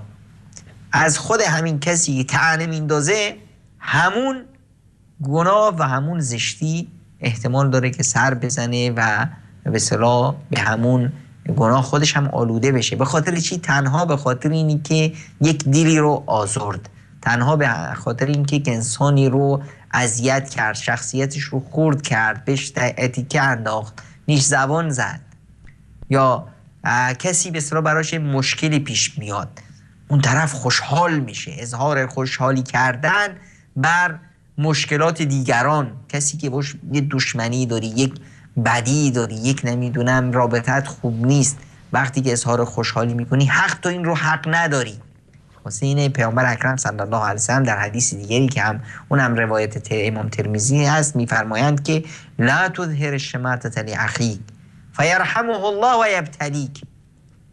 اون اظهار خوشحالی نکن اگر یه بدی برای کسی افتاد، یه سختی افتاد، یک نمیدونم، بله همین بود، حالا بچه‌اش که رفت زیر لاستیک ماشین، خب واسه چی بود؟ بدی به من کرد، نفرین من گرفتش، اون کارو کرد، نمیدونم فلان شد، این بلا سرش اومد. این رو جلوی مردم ظاهر کردن، جلوی جمع اون طرف رو زیر سوال بردن، حیثیتش رو پایمال کردن، به حریم شخصیش تجاوز کردن، این رو پیامبر اکرم صلی الله علیه و سلم میگه که مواظب باش. نکنه که خداوند به اون رحم کنه، شفقت خداوند و رحمت الهی شامل حال اون بشه و گریبانگیر تو همون بلا به جان تو بیفته. در قصه ای میخوندم از قصه های روز در زندگی ما، خیلی از مسائل واضح و روشن هست، فقط نیاز هست که ما ببینیمشون، نیاز هست که ما چش و گوشمون رو وا کنیم تا حقیقت های تلخی که در جامعه هست، درس ها و عبرت ها رو برگیریم. که آقای همسری داشت، به اصطلاح خداوند ازش فرزند بهش نداده بود، این همسر شوهرش رو تشویق کرد برای ازدواج مجدد، از همسر دومش 3 تا به اصطلاح فرزند خداوند بهش داد. این همسر همیشه طعنه میزد به اون همسری که نازا بود، بهش تیکه مینداخت و که به اصطلاح فرق بین کسی که 3 تا بچه داره، مادر 3 تا بچه است، با کسی که به اصطلاح از رحمت الهی محروم است و خداوند بهش بچه نمیده. این شخص این روایت رو که میگه که 3 ماه نگذشته بود که هر 3 بچهش وفات کردن و 1 سال نگذشته بود که این خانم نازا باردار شد. ببینید در زندگی ما اینها رو بارها و بارها میبینیم، همچنین درسهایی رو، همچنین مواعظی رو خداوند به ما نشون میده. نیاز هست که ما از اینها درس بگیریم و از این به اصطلاح بدزبانی و تجاوز به حریم شخصی دیگران و خورد کردن شخصی دیگران برحذر باشیم که این خیلی خیلی صفت زشتی هست و رسول اکرم صلی الله علیه و سلم این رو از صفتهای منافقین ذکر میکنن. در روایتی که امام حاکم آورده پیامبر اکرم صلی الله علیه و سلم میفرمایند که البذاء و البیان شعبتان من شعب النفاق، دو تا از شاخه‌های منافقت، یکی بدزبانی است، حرفای بد انداختن، تیکه انداختن، نیش زدن، یکی هم به اصطلاح اون چیزایی که نباید صراحت گفتن رو گفتن، حرفایی که به اصطلاح یه نوعی فحش هست، یه نوعی تحقیر هست، به اصطلاح لیاقتش نیست به اصطلاح که تو یه جمعی گفته بشه. و این رو ما میبینیم، این دعوت به اصطلاح یک شیوه تربیتی است که در قرآن کریم هست. هرگز قرآن کریم اون چیزایی که نباید ذکرش بشه رو ذکر نمیگه. رابطه نمیدونم همسر شوهری رو قرآن میاد اسمش رو میگه که مثلا لمس کردن، یه چیز به اصطلاح بسیار. یا حضرت یوسف علیه السلام میفرمایند که بار الله رب السجن احب الی مما یدعوننی الیه، خدایا زندان برای من عزیزتر، خوبتره از اون چیزی که منو به توش میخونن. حتی ذکر اون چیز اصطلاح عمل فاحشه رو، حتی ذکرش رو هم بد میدونه که اون رو یاد بگه که به اصطلاح زندان برام بهتره از فلان چیز. خب این خیلی حرفه که انسان باید اینقدر زبانش رو پاک کنه که حتی حرفای زشت رو نزنه. حتی ما در به اصطلاح زبان عربی وقتی مثلا ذکری میکنیم که مثلا فلان چیز، همونطور که پیش از این مثلا من گفتم که به اصطلاح در غرب طرف میخواد کلبی رو بیاره، سگی رو بیاره تو خونش تربیت میکنه، قبل از اینکه کلمه سگ رو بگیم میگیم اجلکم الله، از روی شما بدور، خداوند شما رو عزت ببخشید که من دارم این کلمه رو ذکر میکنم. که حتی مثلا به اصطلاح ذکر کردن نام یک سگ، نام یک کلمه‌ای که به اصطلاح یه جوری اشمئزاز توش هست، بار منفی داره، در خوب نیست. بله. این رو نباید ذکر کنیم تو مجلس. حتی اگر میخوایم ذکرش کنیم به صورتی به اصطلاح ذکر کنیم حداقل قبلش یک معذرت خواهی باشه، ببخشید به اصطلاح در حتی در لهجه های ما، در به اصطلاح لهجه های مختلف گویش به اصطلاح ایرانی خودمون میبینیم که اینا هست که به اصطلاح در بین بلوچ ها، در بین کرد ها، در بین حتی فارس میگن ببخشید با عرض معذرت زش میخوام از این کلمه، به اینجور چیزها. چرا که اینا زشت هست، حتی به اصطلاح ذکر کردنش. پیامبر اکرم صلی الله علیه و سلم این که حرفای زشت رو اصلا صفات مؤمنان نمیدونند. میفرمایند که لیس المؤمن بالطعان ولا اللعان ولا الفاحش ولا البذیء، مؤمن نه کسی است که به افراد طعنه میندازه، نه اینه که کسی رو نفرین میکنه، نفرین کردن، طعنه انداختن، بد گفتن، فحش و ناسزا گفتن یا حرفای زشت زدن. این از صفات و ویژگی های مؤمن نیست. این اصلا نباید مؤمن همچنین به اصطلاح حرکت‌هایی رو انجام بده. و اگر خدایی نکرده این مورد از کسی صورت گرفت، اون از رحمت خداوند به دور هست.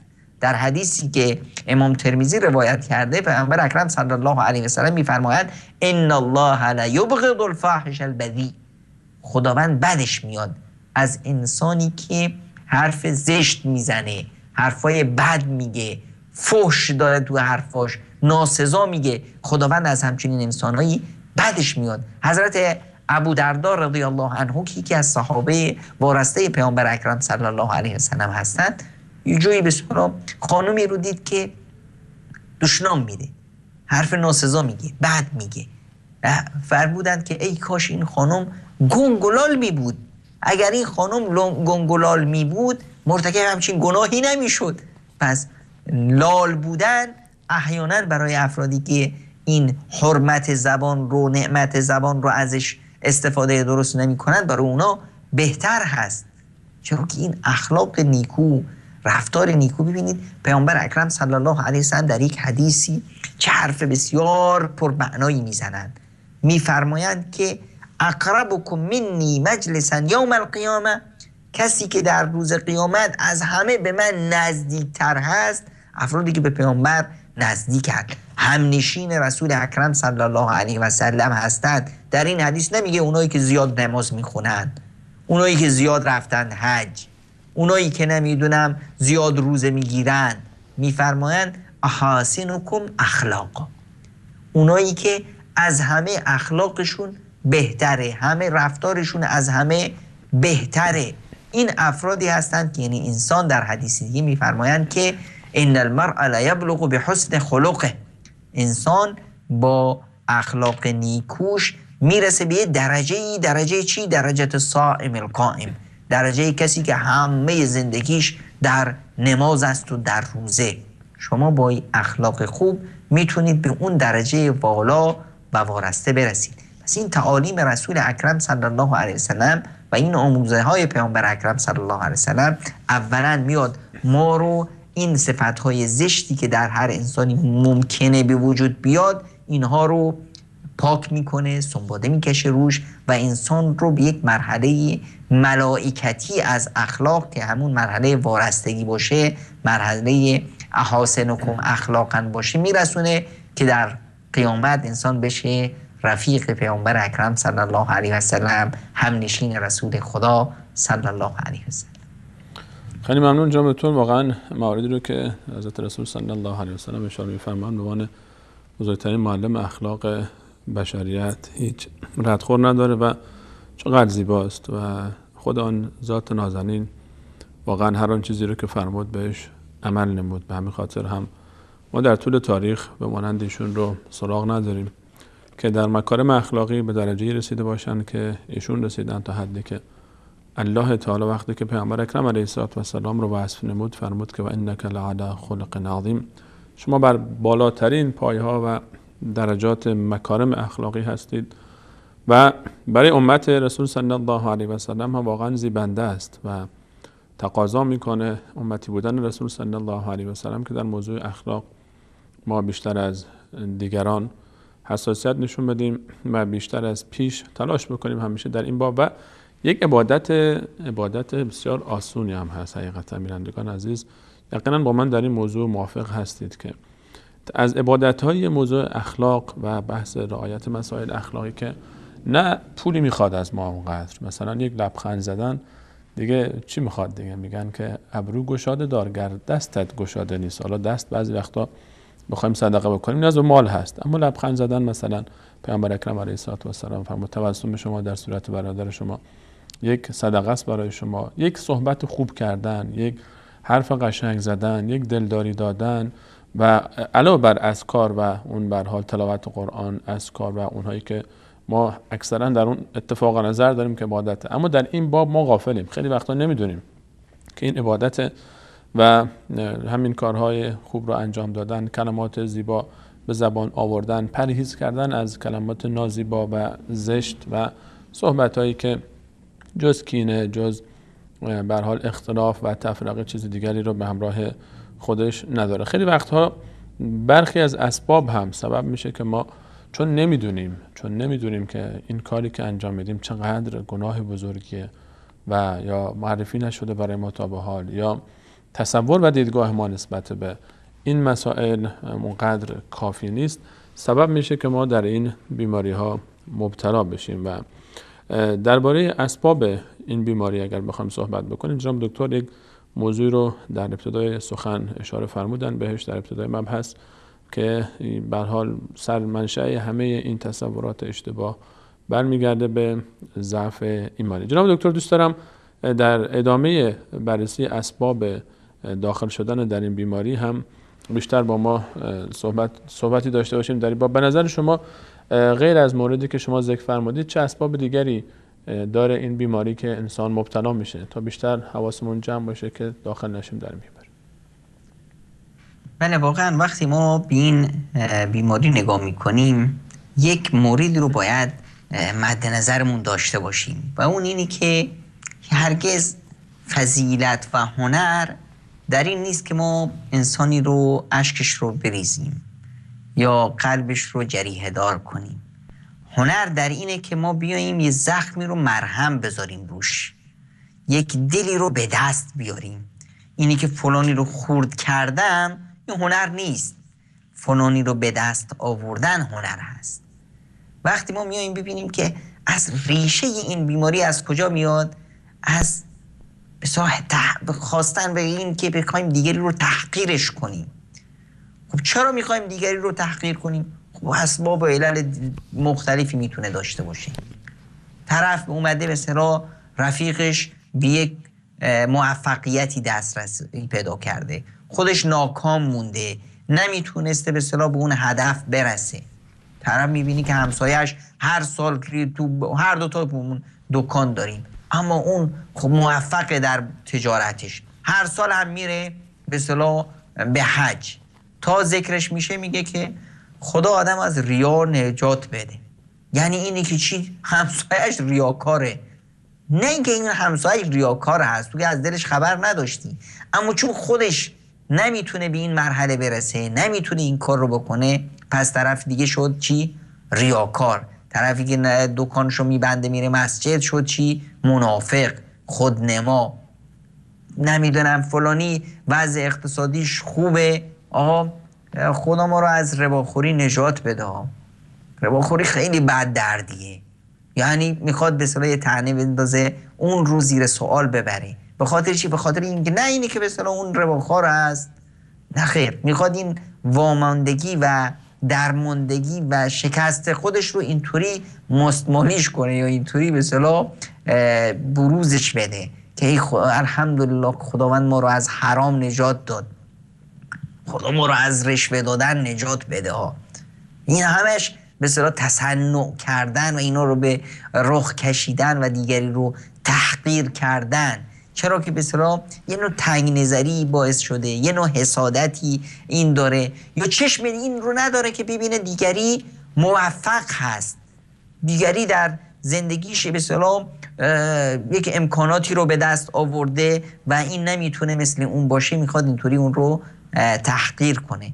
یا اینی که طرف میخواد یه ضرری بهش بزنه، یه لطمه‌ای بزنه، قدرت این رو نداره، نمیتونه بزندش، نمیتونه یه ضرر فیزیکی و مادی بهش برسونه، اما میخواد اون جایگاه اجتماعی که به وجود آورده، این موقعیت مثبتی رو که در چشم مردم داره، این رو میخواد خورد کنه.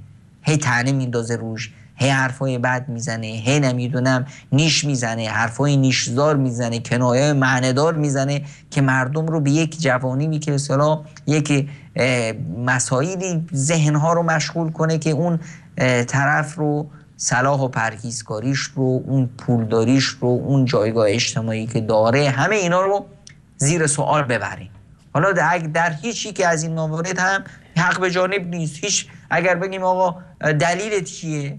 هیچ مدرکی داری؟ میگه آقا این پول رو پس از کجا آورد؟ منم تو بازارم، اینم تو بازار، منم درس خوندم، اینم درس خوند.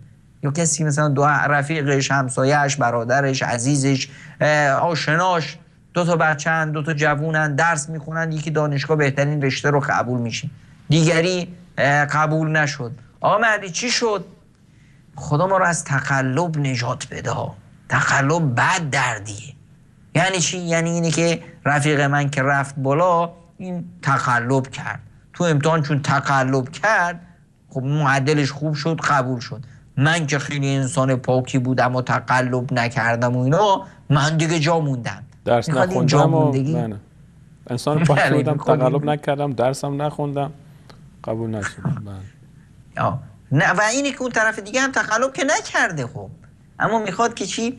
به این صورت اون جایگاهی که اون تو چشم مردم پیدا کرده، اون رو داغون کنه تا به اصطلاح کوتاهی خودش رو به اصطلاح جبران کنه، یا به اصطلاح تبریری داشته باشه، یک تعبیری داشته باشه، به اصطلاح بهانه‌ای داشته باشه که نه من شکست نخوردم، من برعکس خیلی انسان وارسته‌ای بودم. یا یه نوع غرایزی در داخل خودش هست، بدتینت هست، یه نوع امراض بیماری‌های قلبی داره، برای ارضاء خودش اینه که مثلا میبینیم این حرفا رو میزنه و یا اصلا محیطی که در اون پرورش پیدا کرده، محیط خانوادگیش این مشکل رو داشته، پدرش همین مشکل رو داشته، مادرش این مشکل رو داشت که به اصطلاح بدی دیگران رو میگفت، هی طعنه میزد، هی نمیدونم نیش حرفی میپروند و یه جوری به اصطلاح دیگران رو تحقیر میکرد. اینم فکر میکنه بدون به اصطلاح این رو گناه نمیدونه، فکر میکنه که این باید اینطوری باشه، عادت کرده، یه چیزیه که به اصطلاح همیشه با اون انس گرفته. خب این میتونه هم یکی از اسباب و عللش باشه. یکی از موارد دیگه اینه که فقدان رشد شخصیتی داره، مثلا نمیتونه چیزی که تو دلش هست رو صراحتاً بگه، میترسه، فکر میکنه که این به اصطلاح به این صورت با صراحت رفتار کردن، اون چیزی که به اصطلاح تو دلش هست رو بیان کردن باعث میشه که لطمه‌ای به خودش بیاد. اون وقتی که به اصطلاح همیشه تو لفافه حرف میزنه، همیشه به اصطلاح یه جور اون پرخاشگری و انفعالاتی که در داخلش هست اون رو میپیچه توی کنایه و به اصطلاح این کنایه رو میپرونه تا به صورتی به شخص مقابلی که به اصطلاح ازش بدش میاد یا بهش حسادت میورزه اینو به اصطلاح طعنه‌ای بزنه. یا طرف یه نوع مشکلات روحی روانی خاص خودش رو داره. این مشکلات باعث میشه که این مقدار بدخلق بشه، کج خلقی کنه و این کج خلقیش رو به اصطلاح چطور بروز بده؟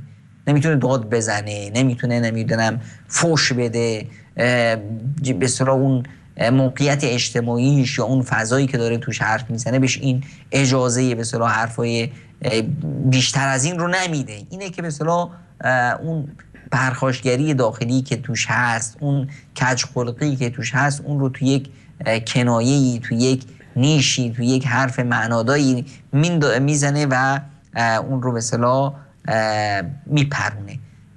و بعضی از مواردش هم برمیگرده که اون طرف اصلا بهره هوشی خوبی به ارث نبرده، از نظر عقلانی مشکل داره، فکر نمیکنه که این کارش مثلا باعث رنجش دیگران بشه، فکر میکنه که میگه من چیزی که نگفتم، منظور خاصی نداشتم، یه چیزی طلبکارم هست. این نه اینی که به اصطلاح در واقع داره تصنع میکنه و فیلم بازی میکنه، نه، خیلی وقتا هست که نه، تصورش همینه. اینو به اصطلاح میشه گفت که اینو به اصطلاح بهره هوشی پایینی داره. حالا کلمه بدتری نگیم، همینی که به اصطلاح یه مقدار به اصطلاح کم داره. این شخص به اصطلاح میاد به اصطلاح دیگران رو تحقیر میکنه و به اصطلاح خودنمایی میکنه یا یه طعنه میندازه یا یک حرفی میزنه، یه تیکه میندازه و هدف خاصی هم نداره و این رو گناه هم نمیدونه.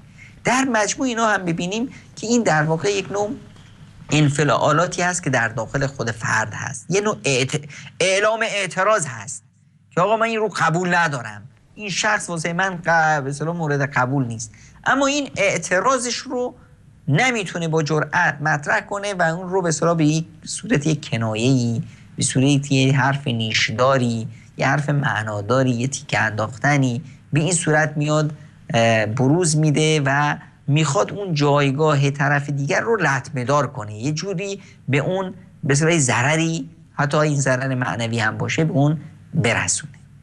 جناب دکتر، احیانا وقتی که کسی خودش طعنه میزنه به دیگران یا نیش زخم میزنه یا تیکه میپرونه، به تعبیر ساده‌تر خودمون مترک میپرونه، الان خصوص احیانا بین روابط زن و شوهر یا به هر حال فضای خانواده، دلیل و به هر حال بهانه‌ای که پیش میکنه این هست که خب طرف که حالیش نمیشه و به جور دیگه ای من اینجوری میخوام بفهمونمش. آیا اثرات مثبتی هم داره احیانا بحث تیکه پراندن و نیش زخم زدن یا نه کلا اثراتی که داره اثراتش منفی است؟ درباره اثراتش برای ما صحبت بکنید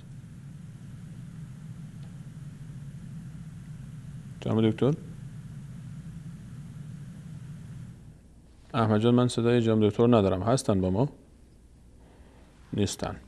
اجازه بدید بینندگان عزیز که من سوال رو همچنان نگه داریم، چون من از جناب دکتر پرسیدم دیگه شاید جالب نباشه خودم باز پاسخش رو بدم.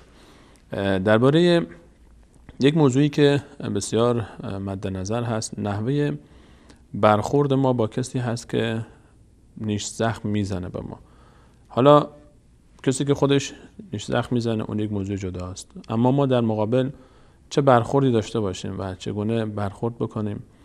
و به هر حال یکی از اسبابی که جناب دکتر موارد مهمی رو اشاره کردن در باب ریشیابی اون اسبابی که سبب میشه تا یک کسی بیاد و نیش زخم بزنه، متلک بپرونه، طعنه بزنه، که مهمترین مباحثش برمیگرده به اون اشتباهاتی که در درون هست، تصور و باور اشتباهی که شخص نسبت به اصل موضوع داره، یا طرف نمیدونه. حالا اگر نسبت به شخص دیگری داره طعنه میندازه، ما بریم بشینیم باهاش صحبت بکنیم در یک فضای آرام، گفتگو. اولین موردی هست که ما کمک میکنه، حالا چه خودمون مورد هجمه طرف قرار گرفتیم یا کسان دیگری مورد هجوم به هر حال زخم‌های زبان اون شخص قرار گرفتن، در یک فضای آرامی، در یک فضای بنشینیم باهاش صحبت بکنیم. اگر نمیدونه که این کارش اشتباه است، همونجوری که جناب دکتر اشاره فرمودن، و به اصل موضوع پی نبرده، درباره این موضوع صحبت بکنیم، بهش بگیم و بیان بکنیم مسئله رو و عواقبی رو که مترتب میشه بر این جریان بهش گوشزد بکنیم. و مسئله دوم، اگر شخص به هر حال این صحبتی که داره میکنه بیانگر یک بیماری هست، بیانگر یک ناراحتی هست، بیانگر یک خشم هست، بیانگر یک دلخوری هست، بیانگر یک گلایه هست. خیلی وقتها انسان ناراحت از طرف مقابل خودش، از کسی گله‌ای داره، گلایه‌ای داره، انتظار و توقعی داشته برآورده نشده و به هر حال برخورد اشتباهی دیده، احساس میکنه که اینطور بهتر میتونه به نتیجه برسه. و حالا این شخص رو چیکار بکنیم که بتونیم قانعش بکنیم؟ بهترین کاری که میتونیم انجام بدیم باز بررسی و پیدا کردن اون اصل مشکل هست. مشکل جای دیگه است. این یک واکنشیه که یک کنشی داشته و حالا این در مقابل اون عملی که طرف دیده داره این گونه به ما پاسخ میده. بشینیم ببینیم مشکل از کجا داره آب میخوره و اصل سرچشمه رو پیدا بکنیم و ببینیم که این سرچشمه، آب از همون سرچشمه وقتی که شروع کرده وسط راه گلالود شده تا به ما رسیده. ببینیم از کجا این مشکل ایجاد شده و چرا این برخورد ایجاد شده. شاید ما خودمون ناخواسته کاری کردیم، شاید حرفی زدیم، شاید وعده و وعیدی دادیم عمل نکردیم، شاید خیلی شایدها میتونه سرمنشأ و ریشه این برخورد باشه که این میتونه یکی از راهایی باشه که ما کمک میکنه در برخورد. جواب سوالی رو که پرسیدم دوباره تکرار بکنم، سوال رو شاید جناب دکتر نشینده باشن. جناب دکتر، من عرض کردم که در مورد خود اسبابی که مطرح میشه، خیلی وقتها عزیزی شاید داره این کار رو انجام میده به این امید که به نتیجه‌ای برسه. میگه شاید راههای دیگر رو رفتم به نتیجه نرسیدم، حالا شاید با تیکه پروندن، با طعنه زدن طرف به خودش بیاد تلنگری بشه.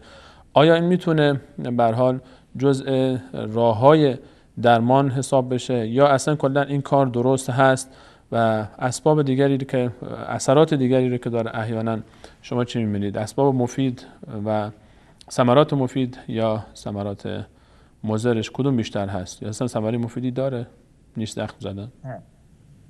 به هیچ عنوان رفتاری که روان طرف مقابل، انسان مقابل رو به مخاطره بندازه، از شخصیت اون بکاهه، اون رو خردش کنه، هرگز همچنین رفتاری و همچنین حرفهایی، همچنین تیکه‌هایی، همچنین نیش زبونهایی نمیتونه رفتار و سلوک اون رو مستقیم کنه. حتی اگر این باعث بشه که اون احیانا از اون زشتی به هر حال شما طعنه انداختید، خوردش کردید جلوی مردم، به عبارت دیگه خیتش کردید، این باعث میشه که خب احیانا مواظبت کنه که این به اصطلاح حرکت رو باره تکرار نشه تا به اصطلاح واکنش شما رو به اصطلاح برنگیزونه. این هرگز اون به اصطلاح ضربه‌ای که شما به اون زدی اون از دلش نخواهد رفت. اون به اصطلاح شما یک خواستید که ابرو رو راستش کنید، زدید چیشو کور کردید، چیش که دیگه درست نمیشه، حالا هرچند هم ابرویی که شما راست کردید راست بمونه. خب این اشتباه بسیار بزرگی هست. متاسفانه در محیط خانواده ها ما این رو داریم. متاسفانه وقتی ما مثلا میایم در محیط خانواده از این طعنه زدن ها و از این حرفا و داد زدن ها، همه اینا در یک به اصطلاح واژه های هم معناست که همه در نیش زبان و به اصطلاح در اذیت و آزار کردن طرف مقابل هست که به اصطلاح داد میزنه، فوش میده، بد میگه، تیکه میندازه، طعنه میزنه، ایراده بی مورد میگیره، زن از شوهر، شوهر از زن. میگیم مثلا همسرآزاری. وقتی میگیم همسرآزاری بعضیا فکر میکنن همسرآزاری همینه که به اصطلاح بگیرن کتک همدیگه رو به اصطلاح کتک کاری کنن یا داد و فریاد کنن، مشاجره کنن، نمیدونم با دمپایی بیفتن به سر و کله همدیگه بزنن. نه خیر، تنها این موارد به اصطلاح آزار و اذیت نیست. احیانا آزار و اذیت با تحقیر کردن است، با ناسزا گفتن است، با ایراد گرفتن است، با یک صفت بدی رو به کسی نسبت دادن است، با زبان اون رو آزارش بدیم، داد بزنیم روش، یک نوع خشونت رفتاری رو به اصطلاح بر طرف مقابل بیاریم. و در محیط خانواده متاسفانه در فضای خانواده ما اینا رو زیاد میشنویم، حرفایی که به اصطلاح تکرار میشه و حتی بعضی از متاسفانه فیلم های ما به جای این که بیان فرهنگ مثبت رو به جامعه تلقین کنن، میان اون فرهنگ و زشتی بد رو زیاد تکرارش میکنن که انگار که این فرهنگ و اساس ماست. دم از به اصطلاح پدر مادر زن میزنن، مادر شوهر میزنن و اینی که به اصطلاح اونا همیشه دخالت میکنن، تیکه میندازن، همیشه بهانه گیری میکنن، همیشه داد میزنن، همیشه نمیدونم حرفای نیشدار و معنادار میزنن اینا. و جالب اینجاست که همه این حرف وقتی میشه حرف پدر زن یا مادر زن نیست، همیشه به اصطلاح پدر زن یا پدر شوهر نیست، همیشه به اصطلاح تهمت بیشترش، انگشت اتهام بیشتر به طرف خانم ها دراز میشه. شاید این هم به این خاطر هست که غالبا مردها وقتی میخوان یه اعتراضی کنند، یک واکنشی نشون بدن، بیشتر واکنششون فیزیکی هست. بلند میشه، سیلی میزنه، نمیدونم یه دادی حداقل میزنه و به اصطلاح اون عقده درونی یا اون اعتراضی داره اون رو خالیش میکنه. خانم ها چون این فرصت کمتر بهشون دست میده، اینه که به اصطلاح با تیکه انداختن و با طعنه زدن این رو به اصطلاح شاید بروز میدن. و یه مورد دیگه هم اینه که شاید اون به اصطلاح قدرت ارتباطی رو نمیتونن خوب توش مهارت پیدا کنن. نه، طرف نتونسته به اصطلاح این رو خوب کسبش کنه، اینه که هی غرغر میزنه، هی نمیدونم نیش زبون میزنه، هی کنایه میپرونه و بدین صورت مثلا اون اعتراضی که توش هست در واقع یک نوع اعتراضی داره، یک نوع به اصطلاح با اون وضعیتی که هست موافق نیست. خب این رو میاد یا حداقل میخواد که یک نوع حق جانبی رو برای خودش کسب کنه. پدر یا مادر میبینی که تو خونه از این چیزی ناراحت هست، با خودش حرف میزنه با صدای بلند، میخواد به اصطلاح پدر رو خوردش کنه و حداقل تو این جمع خانواده که هست، خب 2 پسر هست، 3 دختر هست، افرادی که تو خانواده هستن، انگار که میخواد به اصطلاح یک جبهه باز کنه، طرف دید مقابل رو خورد میکنه. این افرادی که به اصطلاح در کنار هستن اینا رو میخواد تو صف خودش، تو گروه خودش جا بده. هی غرغر میزنه، طعنه میندازه، از طرف مقابل حرف میزنه یا از اون کاری که کرده ایراد میگیره تا یک نوع تعاطف اطرافیان رو به اصطلاح به دست بیاره. برخلاف اون چیزی که ما تصور میکنیم که فردی که به اصطلاح غرغر میکنه و نمیدونم یه نوع نیش میندازه، برخلاف اینی که ما تصور میکنیم که این مظلوم هست یا مثلا بهش ظلم شده، برعکس این یک انسان سلطه‌جو هست، یک انسانی هست که میخواد خودش رو به زور به دیگران تحمیل کنه، خودش رو میخواد نشون بده که من حق به جانب هستم، طرف مقابل من خیلی پرته، به من ظلم کرده، اصلا به هر حال به من به اصطلاح خودش رو یه نوع تظلمی میده که از راه این مظلومیت سازی بیاد به اصطلاح رو کول همه، رو کول خانواده سوار بشه و حرف خودش رو به زور به اصطلاح همین طعنه و کنایه به کرسی بشونه و بشه به اصطلاح، در حالی که خودش مثلا شاید مشکل اساسی از خودش بوده، شاید تقصیربار اصلی خودش هست. که این مسائل رو به اصطلاح در خانواده ها باید با یک گفتمان درست به اصطلاح حل کرد و گفتمان درست هم وقت میخواد. این نیست که به اصطلاح تا خانم به اصطلاح از کوره در رفت دیگه ما بیایم همون لحظه به اصطلاح پرونده رو باز کنیم و بگیم که آقا ببین حق با کی هست. نه، در این همچین حالت‌هایی بهتر این است که ما هر یکی که به اصطلاح طرف مقابل هست اون باید عقب نشینی کنه، حتی اگه حق به جانب باشه. حق با من است، همسرم از کوره در رفته، اینجا جا داره که من عقب نشینی کنم و شکست رو قبول کنم، به اسم یک آتش بس موقت صبر کنم تا یه فرصت دیگه، یه فرصتی که توش آرامش هست، قضیه خوابیده، آب از آسمون به اصطلاح آب از سیاب افتاده، اون وقت در یک بیایم همینجور در جوی از لبخند، خوبی، محبت، آرامش همون پرونده رو آروم بازش کنیم بدون سر صدا تا ببینیم که واقعا اشتباه کجا بود.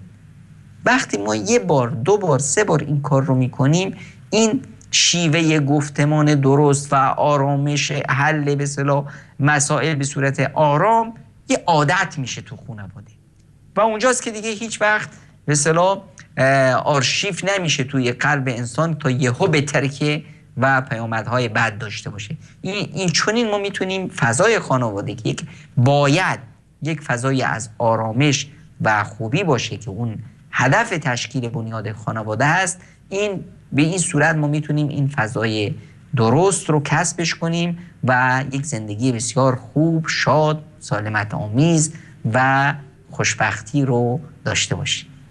جناب دکتر، من چون دوست دارم چند تایی از سوالهای بینندگان رو هم داشته باشیم در موضوعات مختلف سفره دل، اگر بخوایم بحث رو جمع بکنیم در بحث راه حل ها، چه پیشنهادی دارید برای حل این مشکل از طرف خود انسان؟ اگر خدای نکرده ما مبتلا هستیم چه کار بکنیم تا خودمون رو نجات بدیم از این مشکل؟ بذارید من یک قصه کوتاهی رو بگم برای در واقع بیان این راه حل که ما وقتی میخواییم همچین موردی رو علاجش کنیم ببینیم که درمونش چطوری هست و حتی بعد از درمونش ما چه پیامدهایی رو به جا میگذاریم، که هم مثلا این از جمله بیماری هایی هست که درمونش درست هزینه بر هست، اما با وجود اینی که ما درمونش میکنیم باز هم مشکل سر جای خودش تا حد زیادی رسوبات خودش رو به جا خواهد گذاشت. یک قصه میارن که به اصطلاح یه آقا پسری بود، همچنین به اصطلاح احیانا از کوره در میرفت، عصبی میشد، حرفای بد میزد. این بود که مادرش خواست که به اصطلاح این رو تربیتش کنه. گفت پسرم هر وقت که عصبانی شدی از کوره در رفتی یا حرف بدی زدی یا حرف نیشکاری زدی یا تکه انداختی، یه میخ بزن تو دیوار، این تا خودت رو کنترل کنی. این پسر بچه همین کار میکرد. هفته اول حدود 40 تا میخ زده بود تو دیوار. بعد هر روز سعی میکرد که این تعداد میخایی که به دیوار میرسه کمتر باشه، خودش رو بیشتر کنترل میکرد تا یه روز اومد و راضی و سر مادرش رو بوسید که من امروز هیچ میخی تو دیوار نزدم، امروز هیچ کاره به حرف بدی از من بروز نکرده.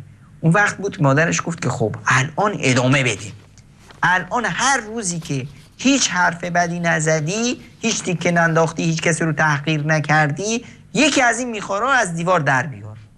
و ایشون همین کار رو کردن.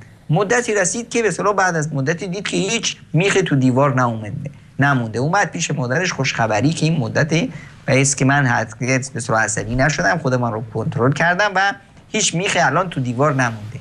اینجا بود که مادر دستش رو گرفت آورد کنار دیوار، گفت ببین پسرم تو اشتباه کردی، میخ زدی، بعد خودت رو کنترل کردی، معذرت خواهی کردی و کم کم تونستی خودت رو اصلاح کردی، میخا رو از دیوار کشیدی، الان تو به یه موفقیت بزرگ دست یافتی که خودت رو اصلاح کردی. اما ببین که وضع دیوار چی هست. دیوار که سوراخ هست. خب وقتی ما قلبی رو میشکنیم، وقتی که میایم یک بدی میکنیم، خب میتونیم اون زخم زبونمون رو با پوزش، با معذرت خواهی به اصطلاح طرف رو یه جوری به دست بیاریم، اما اون اثری که تو قلبش گذاشته شاید هرگز اون از بین نره. حداقل اینه که اون طرف به ما اعتماد نخواهد کرد، احساس میکنه هر لحظه این امکان داره که بترکه و باز همون تحقیر به اصطلاح به جانش بیفته. اینجاست که ما باید یاد بگیریم که چطور زبانمون رو قفل بزنیم، چطور خودمون رو به اصطلاح کنترل کنیم که خدایی نکرده به اصطلاح باعث نشه که کسی رو برنجونیم. و این هم امکان نداره مگر اینی که سطح آگاهی و پایبندی دینی خودمون رو بالا ببریم.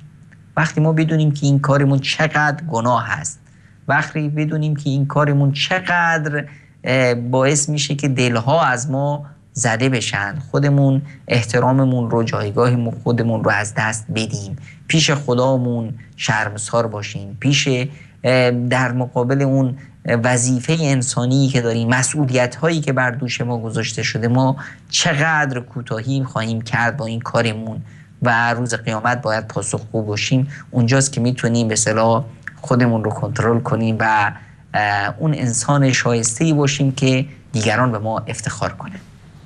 جناب دکتر، من دوست دارم که چند تایی از سوالهای بینندگان رو هم داشته باشیم در این باب. حالا به همین قدر کفایت اکتفا میکنیم در این باب.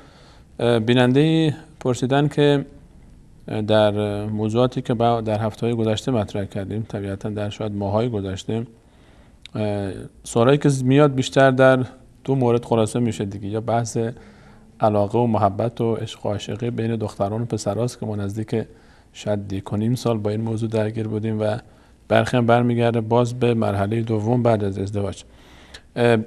خواهری پرسیدن که سلام، شوهرم 3 تا زن گرفته، اول جواب سلامشون رو بدیم علیکم السلام، و حق من رو نمیده. من هر چی خوبی میکنم اون در حق من خوبی نمیکنه. حالا من قهر بکنم باش یا اینکه نه، چی کار باید بکنم که با من خوب بشه؟ اینی که به اصطلاح قهر کنید، شما دو راه دارید، یا اینکه قهر کنید، خب قهر که کردید همون کم خوبی، کمی که ازش مینالید اون هم از دست میدید. پس بهتر اینه که آشتیتون رو آشتی‌ترش کنید، یه مقداری سعی کنید که قلب شوهرتون رو به دست بیارید. قلب شوهر به دست آوردن با تحقیر دیگران نیست، با نالیدن نیست. بعضی از خانم ها این به اصطلاح شیوه رو، به اصطلاح راه رو اشتباه میگیرند. ببینید خواهر عزیز، شما تا الان شیوه های مختلفی رو حتما تجربه کردید، به نتیجه نرسیدید. خواهشاً اون راهی که تجربه کردید به نتیجه نرسیدین اون رو نرو. یعنی اگر الان مثلا زیاد نق زدی، زیاد ایراد گرفتی، چرا به من ظلم میکنی، چرا به من نمیرسی، فلان فلان، مردا از نق زدن خوششون نمیاد، از اعتراضات هم خوششون نمیاد. حتی اگر میخوای اعتراض کنی نباید این اعتراض رو شما صراحتاً برسونید، بذاری که اون خودش بفهمه و شما هیچ کاری نکنید. اینی که بیشتر در اون یه وظیفه ایشون در قبال شما دارن، یه وظیفه شما در قبال ایشون. شما باید وظیفت رو به نحو احسن انجام بدی و بعد از اون این حتما شوهری که سنگ که نیست، دل قلبی داره، خب این قلبش رو حتما میتونی دعا کنی و این قلبش رو به دست بیاری. و دعا هم یکی از راههایی هست که شما رو به هدفتون میرسونه و خوبی کردن سنگ رو هم ذوب میکنه. حالا قلب شوهر شما که سنگ نیست. خیلی ممنون. بیننده دیگری، من فقط محتوای پیامشون رو به خاطر که طولانی از 4-5 خط نقل میکنم که ایشون برادری فرمودن که من نامزدی داشتم و دوست داشتم ایشون رو و با ایشون ازدواج هم کردم، دختری رو که دوست داشتم. بعد از ازدواج یکی اومد پیش من و گفت که این قبلا با من سلام علیک داشته و دوست من بوده و از اون روزی که این اتفاق افتاده من رابطم نسبت به در ارتباط با خانمم احساس میکنم محبتم نسبت بهش کم شده و اون ارتباطی رو که قبلا داشتم ندارم. چیکار باید بکنم؟ برادر عزیز و دوست محترم، ببین برادر عزیز، شما با یه خانومی ازدواج کردی، فکر میکنی همه دنیا از این که شما ازدواج کردید خوشحالن؟ خیلی ها حسودیشون میشه، خیلی ها آرزو داشتن به این دختر برسند و الان شما نصیب شما شد. چقدر عقده‌ای هستن اینا، اگه بتونن سر از تنت میکنن. حالا اینا سعی میکنن که زندگی تو به اصطلاح داغون کنن. بعد از اینکه ازدواج کردید باید این ظرفیت رو داشته باشید که حرف هیچ کسی رو در مورد شوهرتون یا در مورد خانمتون هیچ یکی نباید حرف قبل از ازدواج رو از کسی بشنوید. چرا که خیلی و شیطان اینجا میخواد که خانواده شما رو، محیط خانواده شما ببینید یه حرف پوچ بی اساس رو از کسی به اصطلاح شنیدی. خود شما قبل از اینکه ازدواج کنید چقدر علاقه داشتید که به اصطلاح با 1000 تا دختر به اصطلاح رفت و آمد کنید تا بتونی یک دختری که مناسبه هست به اصطلاح به دست بیاری. الان چرا همین حقی رو به خودت میدادی و به این دختر خانم نمیدی؟ حالا این دختر خانم حتی اگر با کسی به اصطلاح سلام علیکی رو انداخته بوده، حتی اگر یه رابطه‌ای داشته که به اصطلاح یک طرف در پی این بوده که خب ازدواج کنه، همونطوری که شما در پی ازدواج بودید، پس این هر آنچه که قبل از ازدواج هست این اصلا به شما ربط نداره و نباید در موردش فکر کنی و نباید حرف کسی رو هم در این مورد قبول کنی و نباید به کسی اجازه بدی که در این مورد اصلا با شما حرف بزنه. من اینی که تعجب میکنم که این شخصی که اومده به شما همچین حرفی زده چه جرأتی داشته. یعنی این معناش این است که شما به اون این میدان رو داشتید و این میدان رو شما بهش دادی تا طرف بتونه همچین حرفی رو بزنه. این الان ناموس شماست. چطور کسی میاد در اصطلاح تو ناموس شما زبان درازی میتونه بکنه مگر اینکه شما بهش اجازه بدید؟ پس چون اولا اشتباه از شما بوده، نباید همچین حرفی رو گوش میکردی، نباید به همچین کسی اجازه میدادی همچین حرفی رو بزنه. الان همه این حرفا رو میندازی دور. این نه از حق شماست که از این مورد بپرسی یا توش فکر کنی. شما به اصطلاح دختر رو خواستید، باش ازدواج کردید، الان همسر شماست. به آینده نگاه کن، به گذشته هیچ توجه نکن و فضای خانوادگیت رو هرگز خراب نکن. اگر به این صورت پیش برید الان این خانم رو ولش کنی، یه خانم دیگر رو هم بگیری، همچنین حرفها خواهی شنید و تا آخر عمرت باید به اصطلاح با همچنین عذاب وجدان و با همچنین حالتی روبرو بشی.